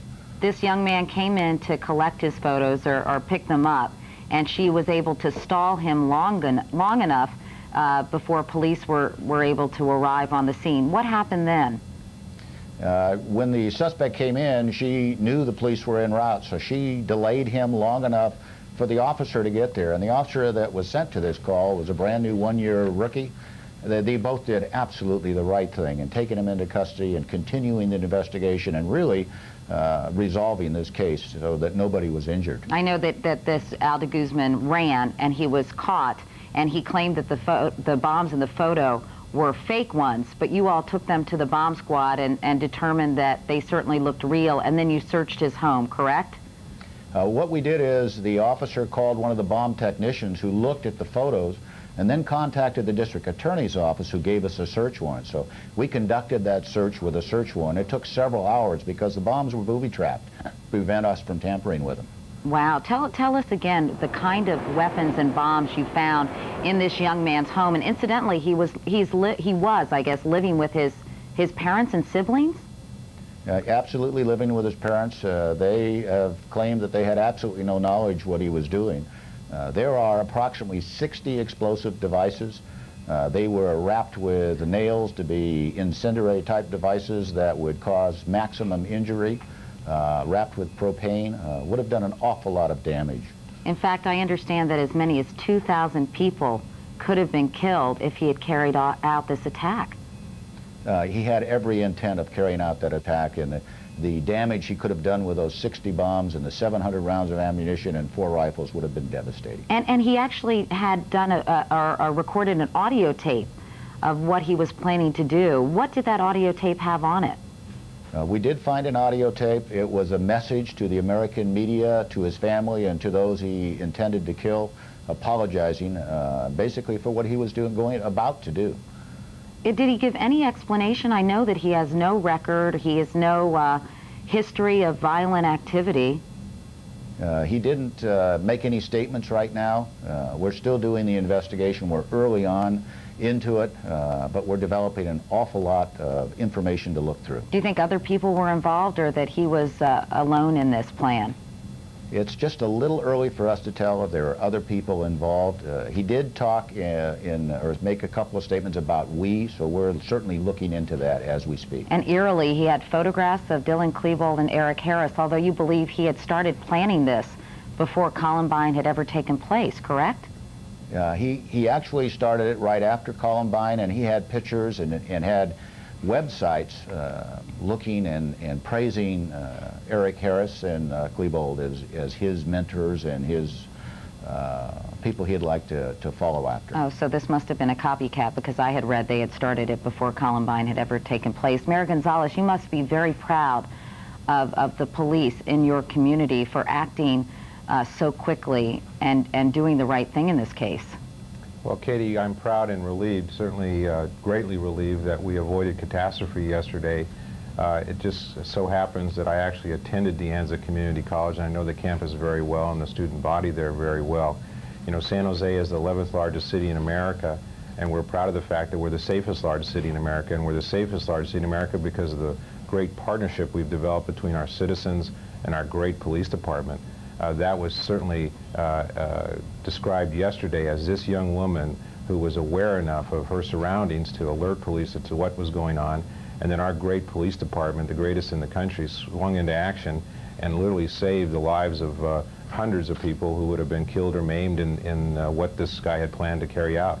Ironically, the chief and I were literally a mile from this same drugstore at about the time he walked in to have the film developed, talking to teachers and parents who were attending a conference that we have as part of our Safe Schools initiative here in the city of San Jose to prevent violence and to take care of violent situations when they happen on school campuses. So we're greatly relieved here. I'm sure you are. Well, Mayor Gonzalez, Police Chief Lansdowne, thank you both, and we're relieved for your entire community. Thanks for talking with us this morning.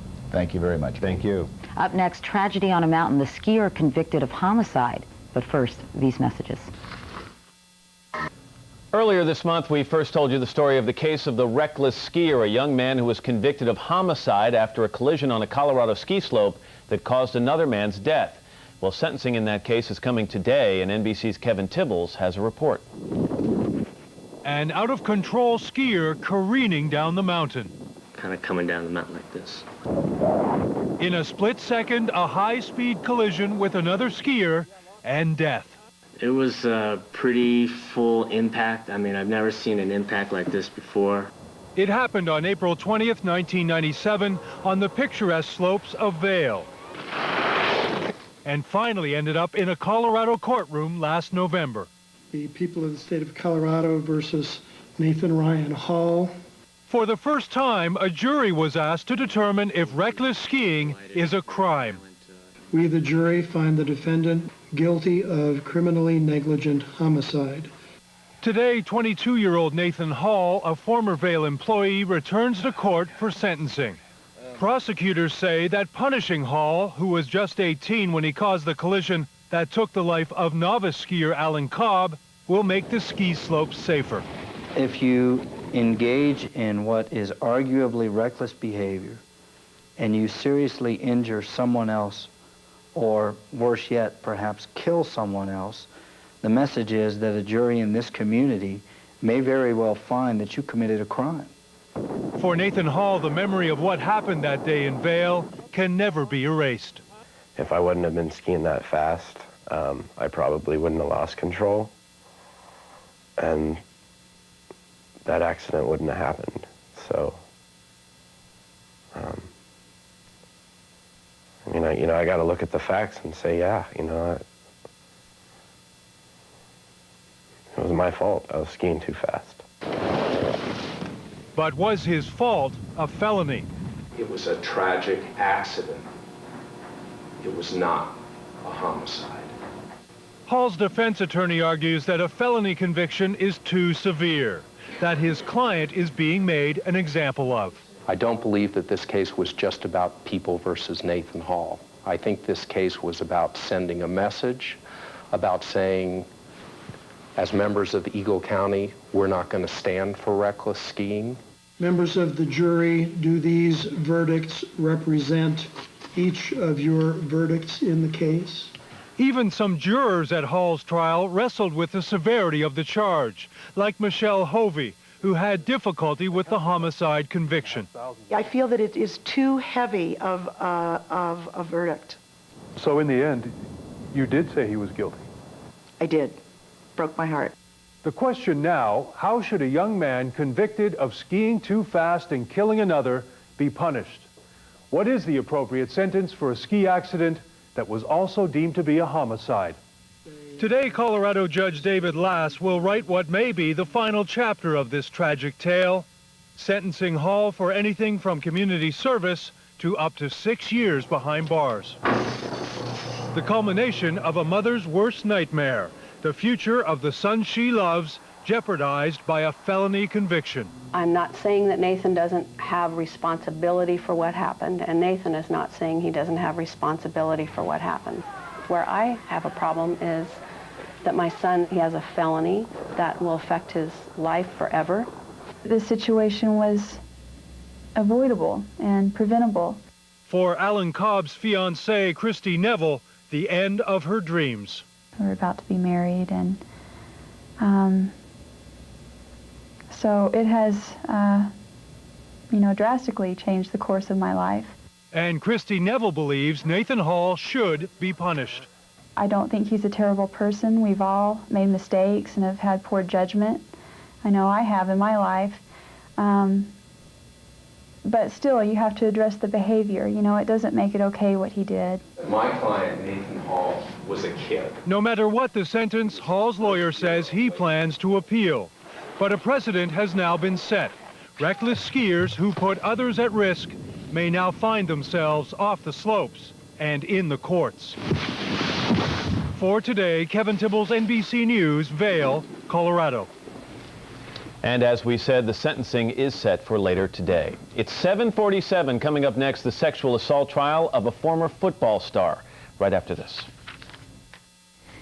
In a courtroom just outside Milwaukee, a former NFL player is on trial accused of sexually assaulting a teenager. NBC's Suzanne Malveaux has more. He raped me.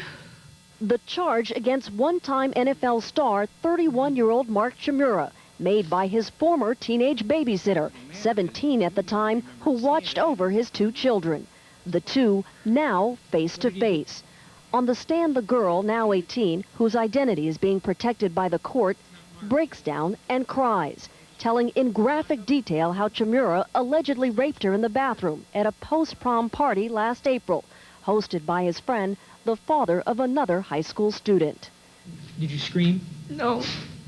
Did you kick him or bite him or anything? No. Why not? It was like a dream almost. I didn't know what was going on. I didn't know what to do. During the testimony, Chmura motionless, occasionally blinks and swallows hard. The babysitter testifies on the night of the incident. She and Chmura, along with her classmates, play drinking games and share a hot tub before he beckons her down the hallway and allegedly pulls her into the bathroom. Is that your recollection of what the floor was, tile or wood? Chmura's defense lawyer, Jerry Boyle, best known for representing serial killer Jeffrey Dahmer, attacks her story, argues that she was too intoxicated to be clear on the facts, that she went voluntarily into the bathroom and participated willingly in the alleged sexual encounter. Are you suggesting that your legs were moved? I'm not suggesting anything. I'm stating that I don't know how my legs got apart. Well, did they get apart? That's my question. Yes, they did, because he raped me. In 1997, the former Green Bay Packer tight end, described by some as a conservative Republican, reportedly refused to go to the White House with his teammates after their Super Bowl win, saying he wouldn't shake the president's hand because of Clinton's sex scandal. Now Chimura is accused in an alleged sex scandal of his own, faced with the decision whether or not to take the stand to testify in his own defense. For today, Suzanne Malveaux, NBC News, Waukesha, Wisconsin. It is almost 7:53. We're back with more of Today right after this. And still to come this morning on Today, we continue our special week-long look at getting a facelift. This morning, the surgery. And there was a dramatic rescue here in New York on Tuesday after some kids fell through thin ice on a pond. We're going to find out how they're doing and meet some real heroes who saved them. First, these messages in your local news. You are watching Today, America's favorite morning program. This is News Channel 2. Today. Good morning. In the news this Wednesday, nearly a year after the crime, the person who killed 16-year-old Desiree Case is still walking free. But now Utica Mayor Tim Julian is getting involved. You may recall the girl's body was found in a West Utica apartment last February 26th. Mayor Julian says if Utica police don't find a suspect in the next 3 months, he'll ask the state police for more help. Julian adds that although he's not a police officer, his job as mayor does make him responsible for the safety and well-being of people in Utica. Continuing coverage now on last week's high-speed chase down Route 49 in Marcy. Following his release from the hospital Sunday night, John Valvo of Rome was charged with reckless endangerment and several traffic violations. Now Valvo is in Oneida County Jail. He'll be arraigned on the charges this afternoon. Police say Valvo led them on a high-speed pursuit last week when he eventually flipped his car into a ravine. The Deerfield woman charged with killing her young daughter in a drunk driving crash was arraigned Tuesday on charges of manslaughter. Margaret McCarty told the judge she pleads not guilty.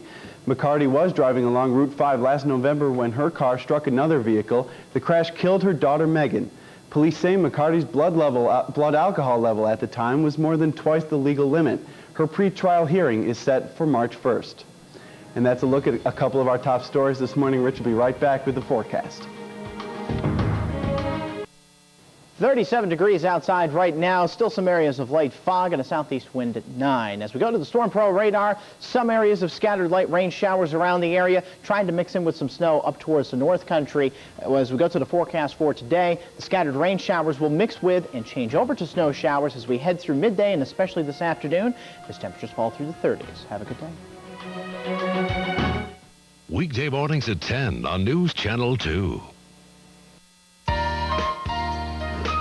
We're back at 8 o'clock on this Wednesday morning. It is the 31st and last day of January in the year 2001. We've got a nice crowd. The Phil Knows sweatshirts. Does that mean Groundhog Day is this week? Was it tomorrow or Friday? February 2nd, right? So that would be Friday. One of my favorite holidays every year. We've got a nice crowd enjoying some unseasonably warm temperatures here in New York. It's expected to be, as Matt said earlier, about 53 degrees. So we're getting a brief respite from winter's grip, which is really nice out really there. welcome. Meanwhile, back inside Studio 1A, I'm Katie Couric along with Matt Lauer. Coming up in this half hour, the big day has arrived, and our and this man, who knows, he could have had a weapon when he came into the store. So. And I know you looked for conspirators in the parking lot after he was arrested, co-conspirators, worried that there might have been other people involved. Everybody's calling you a hero. How do you feel about all this? It's really overwhelming. I never expected this would happen to me, and 3 days ago was normal. Normal girl working at Longstrug's. And now you're on national television talking about this. Well, thank goodness for you, because really, I think because you were so observant, you saved a lot of lives. And who knows why this young man was doing this. He's described as a choir boy, editor of his high school yearbook, and your dad and I were talking about the fact that his parents had no idea this was happening. These are not the kind of things you can hide in your underwear drawer, so I guess a lot of unanswered questions still. Yeah. Well, congratulations for a great job. I know you want to be an actress, so maybe this exposure will help you out a little bit. Kelly Bennett and Bob Bennett, thanks again for coming in this morning. We appreciate it. It is 7:21. We'll be back in a moment. This is Today on NBC.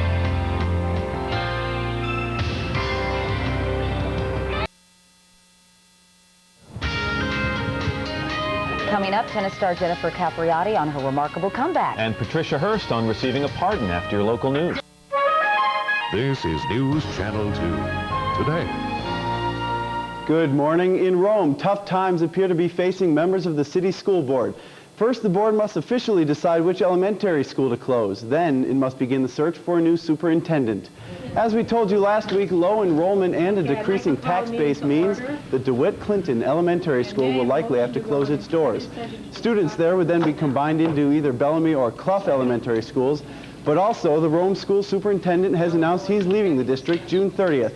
The board is currently organizing its application and interview process. School officials in the New Hartford area are dealing with a different problem. They say there's an unusually high number of students getting sick. Attendance numbers indicate about 10% of New Hartford students have been absent recently. Normally, only about 2% are absent. And around the region, officials report that 7 to 10% of students are out because of illness. Nurses say there are a few things you can do if your child starts feeling sick. To please keep them at home. It's for their protection and all the other students' protection as well. And a good rule of thumb is to keep them home 24 hours fever-free. Nurses say there appears to be two sicknesses going around at Miles Elementary School in New Hartford. One is a fever with a cough. The other is a fever with nausea and vomiting. That's a look at a couple of our top stories this morning. Rich will be right back with the forecast in just a minute.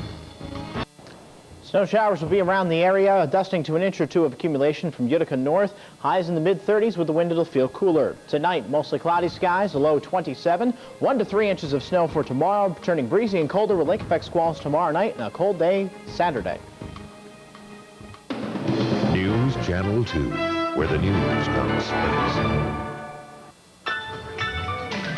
We are back at 7:30 on this Thursday morning, the first day of February, the year 2001. We've got a nice crowd outside of the folks who came down to the corner of 49th Street and Rockefeller Plaza to see the show and to wave to you. And as always, we appreciate their being here. Meanwhile, back inside Studio 1A, I'm Katie Couric along with Matt Lauer, and we have an update now on those escaped prisoners in Alabama. 3 of them apparently have been arrested in Tennessee. Captain Mark Fagan is on the phone with us now. Captain Fagan, good morning. Good morning. So tell me about the 3 men who have been captured. Are they in custody right now? Well, we have 3 suspects in custody. They are believed to be 3 of the 6 convicts who escaped from prison in Alabama. Tell me what we will be doing with those 3 individuals. Right now, they are being questioned by FBI and local authorities. From there, they will probably be transported to one of the local detention centers. That has not yet been determined, and we're still playing it by ear at this stage. Captain Fagan, can you tell me what they were doing when you all found them or discovered them? A deputy from the Hickman County Sheriff's Department was making a routine check on a suspicious vehicle, and the subject fled on foot. He subsequently and the tag number, and it was confirmed to be one of the tags that we were looking for in conjunction with this escape. They fled into the woods, and we quickly put together a combined unit of local agencies, Tennessee Highway Patrol, FBI, TBI, federal marshals, local police departments. Approximately about an hour ago, one of our canine search teams located the 3 suspects, and so that's where we stand at this time. Well, Captain Fagan, any indication about the other 3 escapees? You believe they are traveling in close proximity to the 3 that are now in custody? Well, we're going on that assumption. We're continuing our manhunt. We have a perimeter set up, and we're going on that premise. All right, Captain Mark Fagan, thanks very much for speaking with us, and keep us posted, please. Thank you. And coming up a little bit later in this half hour, she was the great teen hope of American tennis until she lost her way in her world-class ranking. But last week, Jennifer Capriati capped an amazing comeback. We'll talk with Jennifer all about that in just a few minutes. Matt? Katie, tonight at 8, 7 Central Time, it's the battle of the network titans, Friends versus Survivor 2.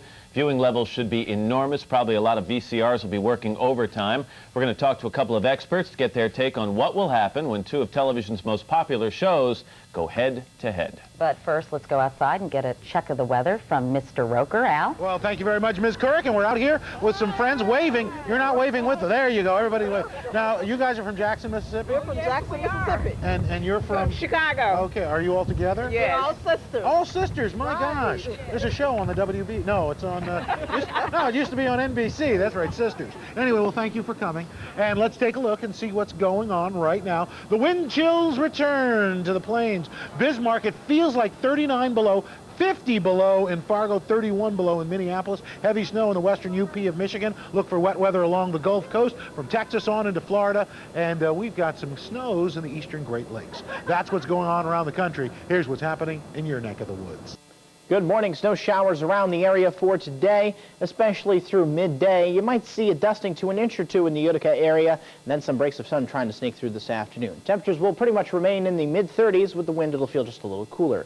For tonight, temperatures will fall back to the upper 20s with mostly cloudy skies. As we head into the next couple of days, there's a lot of snow in the forecast. About 1 to 3 inches worth of snow for tomorrow, turning breezy. Some lake effect tomorrow night, and cold for Saturday. That's your latest weather. Now back inside to Katie. Thanks a lot, Al. Jennifer Capriati was only 14 when she became the youngest tennis player ever to be ranked in the top 10. But she dropped out of the game after hitting some tough times, never reaching the greatness that was predicted for her. But this past weekend, Jennifer shocked the world when she beat Martina Hingis, the world's #1 player at the Australian Open, to win her first Grand Slam title.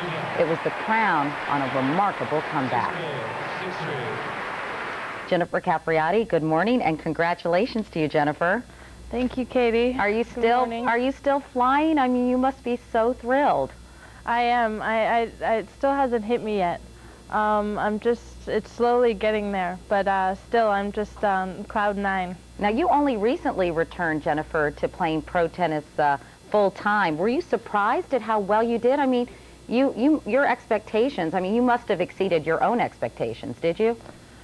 Well, I guess I've been trying to come back and make the comeback trail for a while now. That's what it seems like. It's been a long road, and I mean, just finally, you know, it's all happening now, and you know, I just look at it, it's better late than never. Yeah. How different a player are you, Jennifer, now than you were this go round than you were before? I mean, how different are you, say, mentally and physically? Well, I think I play with more maturity. I think I'm definitely stronger physically. I just know more, I think, about the game, about my game. I just have more variety than, you know, when I was playing when I was like 14, 15 years old. Do you think you're more relaxed too, Jennifer? Because a lot of people watching you play remarked that you did not seem nervous, and in fact, some of the quotes that I read following the match, you were basically saying, hey, you know, she's the one that's got everything to lose. What do I have to lose? So you just sort of played your heart out.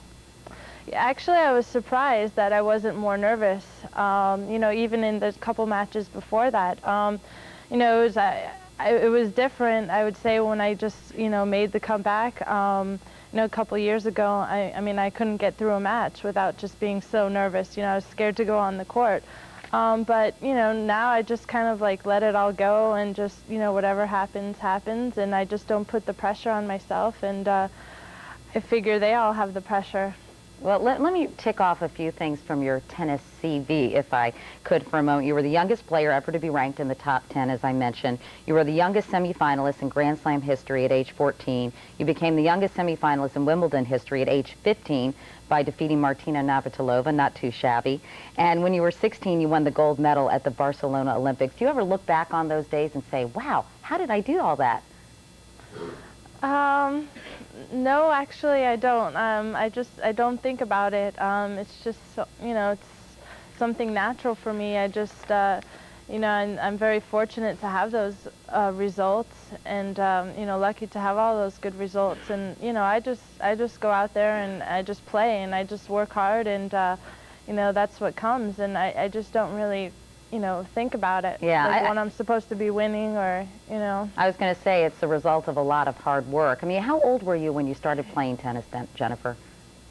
When I just started? When you started playing tennis, how old were you? Oh, I mean, I was like 3 years old.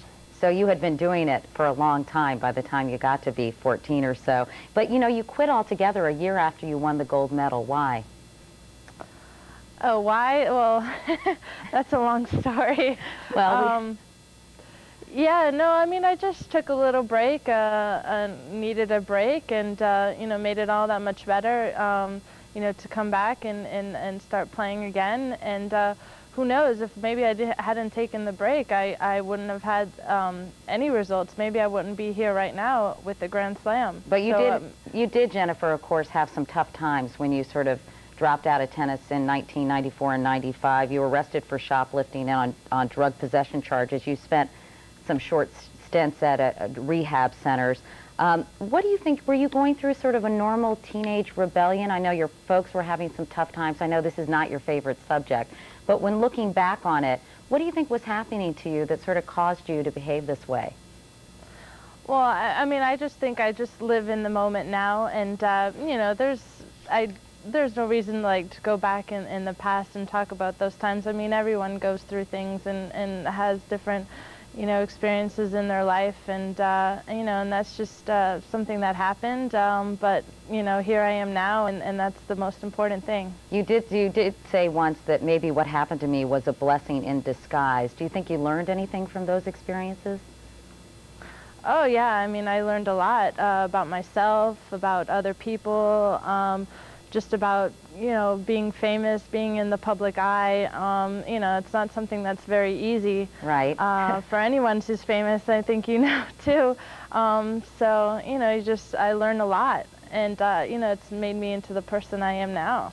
Well, it's great to see you back and stronger and better than ever. You're now ranked number 7 in the world. Pretty amazing. What's ahead for you, Jennifer? What's next?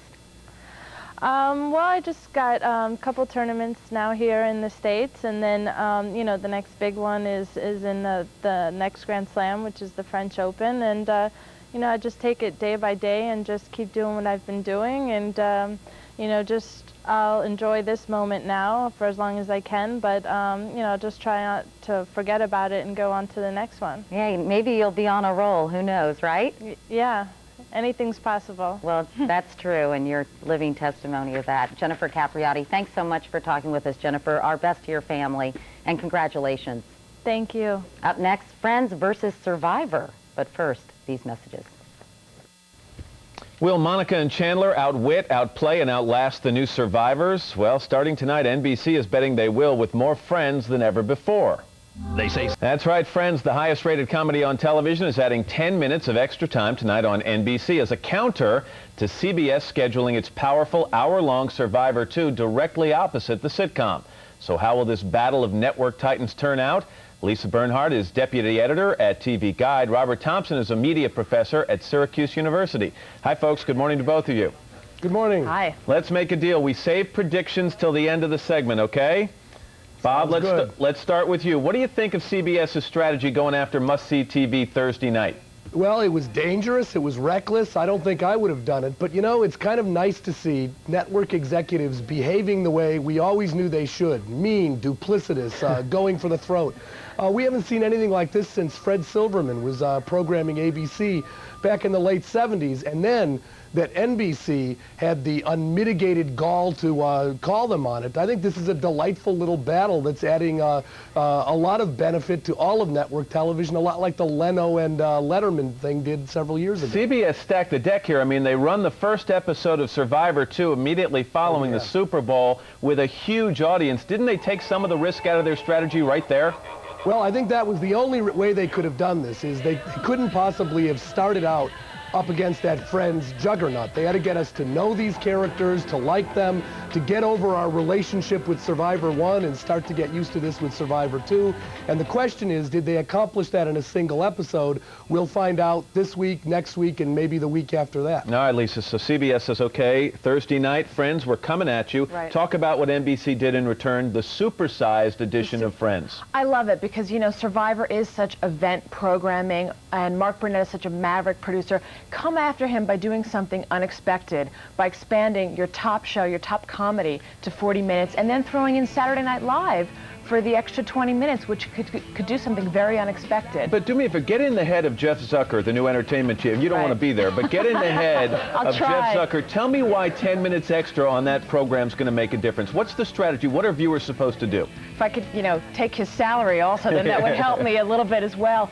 They're supposed to not change the channel after that half hour, and they're supposed to get more of the show that they love, and then they're supposed to stay glued to stuff like Saturday Night Live, which is a little bit like Survivor in that it's a bit unpredictable. And then there's fun stuff coming down the road, like Conan O'Brien interviewing the cast of Friends and getting outtakes, which people love. So they're not supposed to change that channel at the half hour. Bob, what do you think of the Saturday Night Live element in all this? Is that the wild card?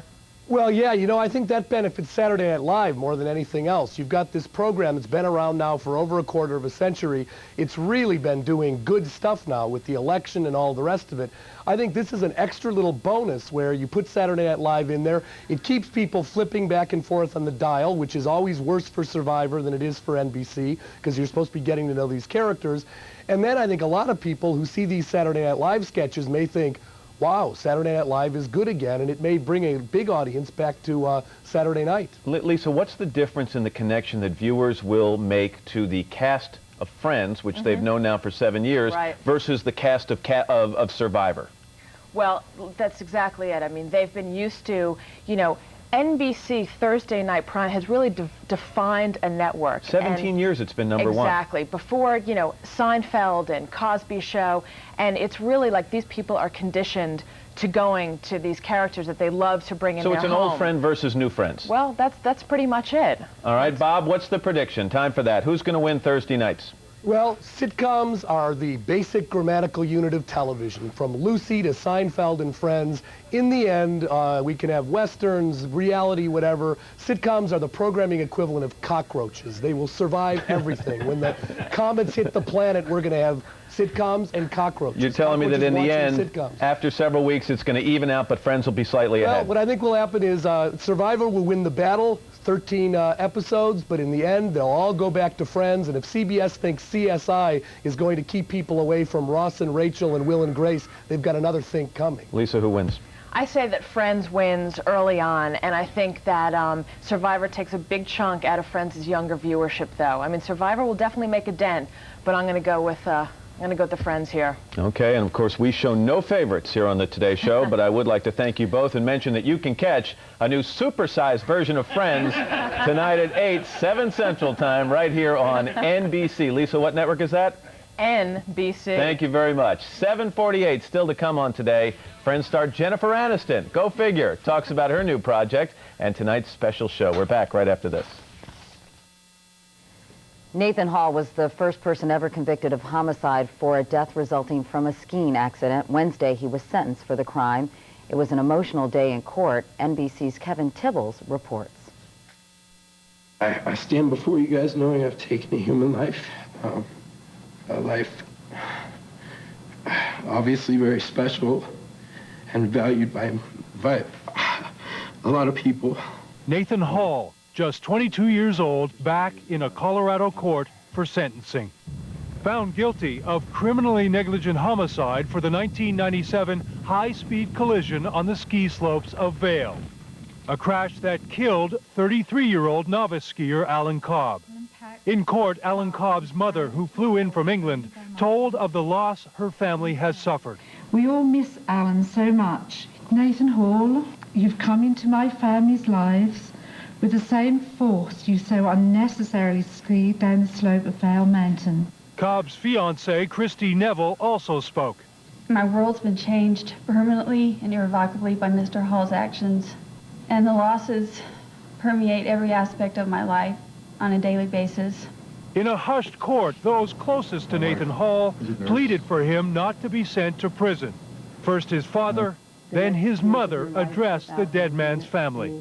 To say that our son is deeply sorry for what happened to Alan doesn't even begin to approach what he feels. There aren't words that I could say. The sentence? The prosecution called on the judge to be tough. It recommended he hand down a 3-year prison term. This is a homicide, and this is a very, very serious crime for which He is guilty. But Hall's defense attorney stressed that hard time would not benefit society or rehabilitate his client. Your Honor, I would ask that the court consider a less severe sanction. In the end, Judge David Lass sentenced Hall to 90 days in county jail and 240 hours community service. And I'm just ultimately sorry for everything. I'm ready to do whatever it takes to mend and pay for my reckless and inconsiderate behavior. No amount of sympathy or regret will fill the void left by Alan's death. But both sides now hope this case will help prevent a tragedy like this from happening to someone else. For today, Kevin Tibbles, NBC News, Chicago. It is 7:54. We're back with more of Today right after this. And still to come this morning, the moment perhaps you've been waiting for, the final results of our special week-long series on plastic surgery. And Patricia Hearst will be here to talk about her pardon from President Clinton. But first, these messages and your local news. This is News Channel 2. Today. Good Thursday morning, everyone. In the news, charges of second-degree murder face a local woman this morning. Dawn Rosa of Rome is accused of hitting her husband Keith over the head with a metal baseball bat last October. Reports say she then set their home on fire. Keith Rosa was found after crews had extinguished the flames. Dawn Rosa already faces arson charges. She'll appear in Oneida County Court February 7th for a pretrial hearing. Families of the victims involved in the Pan Am Flight 103 bombing say they waited 12 years for yesterday's verdict, but many reacted with both relief and frustration. It was announced Wednesday morning that one of the two suspects was found guilty of murder for the bombing that killed 259 people aboard the plane and 11 others on the ground. The judges took less than 5 minutes to announce the unanimous decisions. Family members had mixed reactions. What closure is, but this brings us something next to joy to see this verdict today. We have to continue to go after the rest of them. It sure was nice to see Megrahi convicted because Megrahi was obviously a member of the Libyan intelligence. Now the verdicts follow a 12-year investigation and nearly 9 months of hearings. The crash killed 35 Syracuse University students, including one girl from Marcy. And that's a look at a couple of our top stories this morning. Rich will be right back in just a minute with the full forecast. Cloudy skies, 31 degrees right now. We got some snow mainly to the north of Utica at this point in time. The forecast, that's where most of the accumulation is going to be, about a dusting to an inch or two, mainly north of the Utica area. Otherwise, some breaks of sun this afternoon with temperatures in the mid-30s. Mostly cloudy tonight with your low 27. Tomorrow, inch to 3 inches of snow as the clipper moves through. We will see some lake effect snow tomorrow night and colder temperatures for the weekend, especially Saturday. News Channel 2, where the news comes first. 8 o'clock now on this Thursday morning. It's the first day of February in the year 2001. Al, what'd you do with January? I got it in my back pocket. Yeah. Let it out. Okay. These are the people outside our studio window here. Kind of a boisterous group this morning. What's interesting, I think a lot of these people slept late because they were not out there a half hour ago. And now, boom, it's gotten crowded. Well, we're happy to have them here. We're going to go outside and say hi to them in just a few minutes. Meanwhile, inside the studio, I'm Matt Lauer, along with Katie Kirk and Al Roker. And coming up in this half hour, remember Patricia Hearst. She was a young heiress who was kidnapped by the Symbionese Liberation Army back in 1974. An awful lot has happened in her life since then, and she was back in the news on January 20th when just a couple of hours before leaving office, President Bill Clinton pardoned her. She'll be here to talk about that in just a few minutes. And our special week-long Forever Young series on cosmetic surgery continues this morning when we show you the recovery process and how our producer Susan LaSala looks today. And not to give it away, she does look marvelous. She's a babe. I think that's why the crowd got so big. People here to see Susan. Yeah. The unveiling, no question And about she's it. very gussied up, I might add. All dolled up. And Jennifer Aniston will talk about her new project, plus tonight's special episode of Friends, which is, by the way, supersized. Yeah. But first, at 8:01, let's head to the news desk, and here's Ann. All right, thanks a lot, Matt. Good morning once again, everybody. This morning, police caught 3 escaped convicts in Tennessee. The manhunt is still on for 3 more. The 6th escaped from a maximum security prison in Alabama on Tuesday night and described as very dangerous.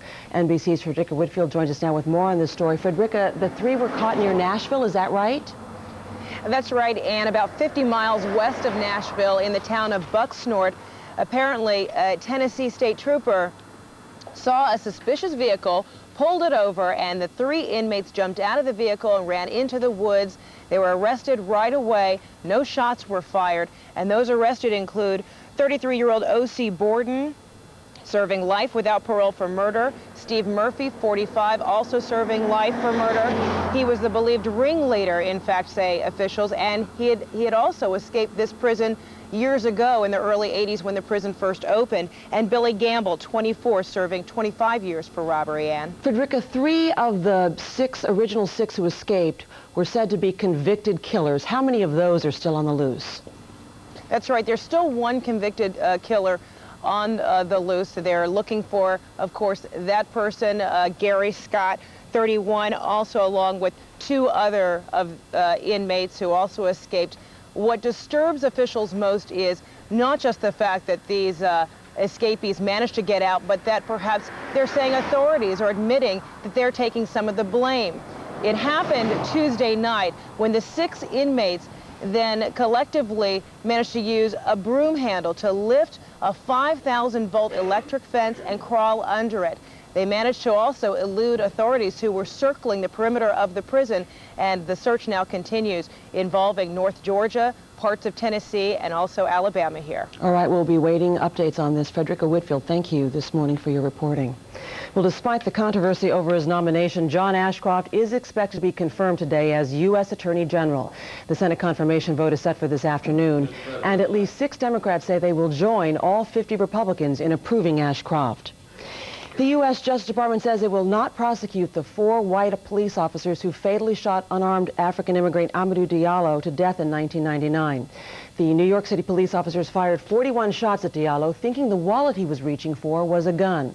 The officers were acquitted of murder charges last year, and with the federal decision not to prosecute them on civil rights charges, the officers will face no criminal penalty. The officers say the shooting was a tragic mistake. Diallo's mother says she feels betrayed by the government's decision. The family has filed a civil suit.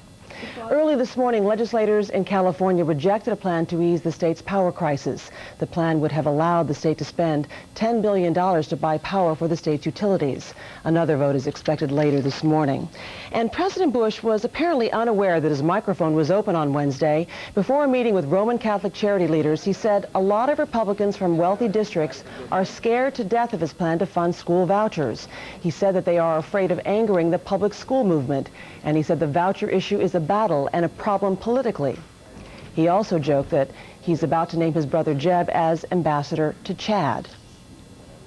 It is about 8:04. Let's turn now back to Katie and That's Matt. the second time It is. President Bush, or when he was campaigning, of course, he got in trouble with that open microphone when he made a comment about a New York Times reporter, so he needs to learn about those open mics, right? He didn't say a very nice thing about that reporter, did he? That's true.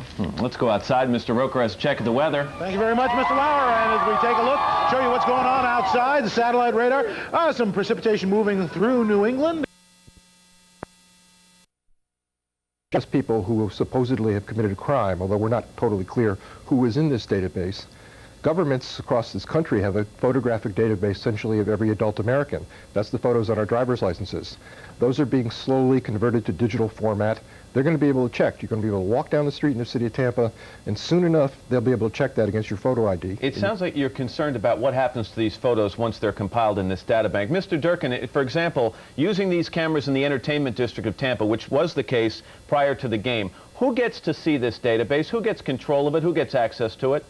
Well, obviously the law enforcement does it, but man, back it up to the Super Bowl, if you came through the turnstiles and your face did not match the database, the picture or the image was not retained.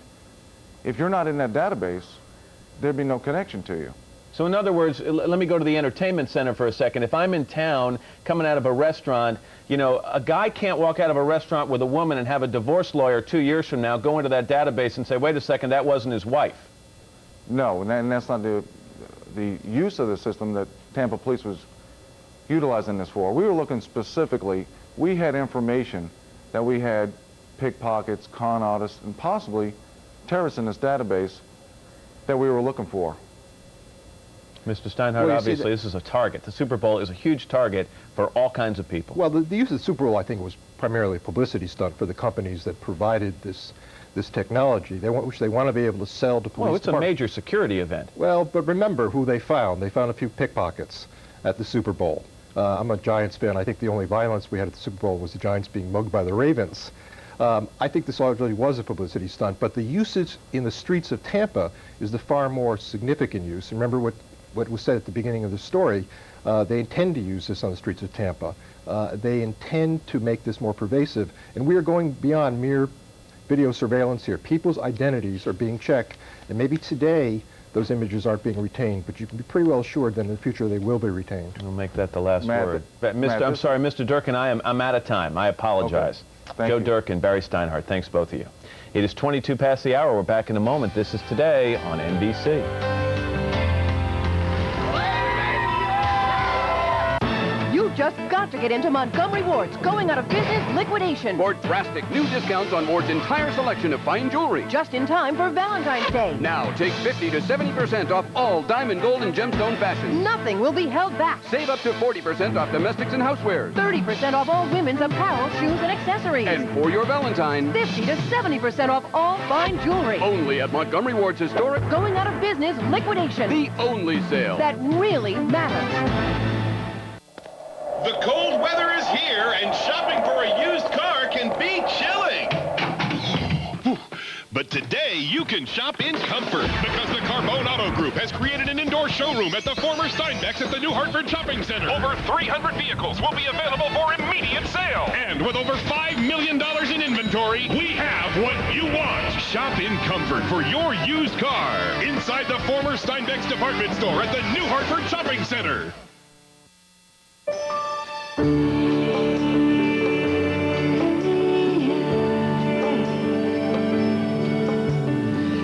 If your body is your temple, think of this as its caretaker. Introducing Harmony, a new cereal made just for a woman. It provides nutrients a woman needs, plus soy. All in a delicious vanilla almond oat flake cereal. New Harmony, made just for a woman's body. It has come to my attention that some of you there at home cannot count, as evidenced by the fact that you're only watching Friends 1 day a week. What? One? That's it? Right, when you could be watching Friends 5 days a week on the WB. People, counting is important. Listen, Joey, Ross, Monica, Chandler, 4, Phoebe, 5. So remember, Friends 5 days a week on the WB. Yeah. Friends 5 WB. I get it. 6:30 and 7 only on WBU 11.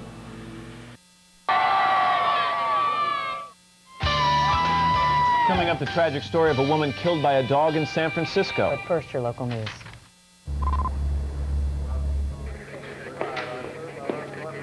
Shift stop.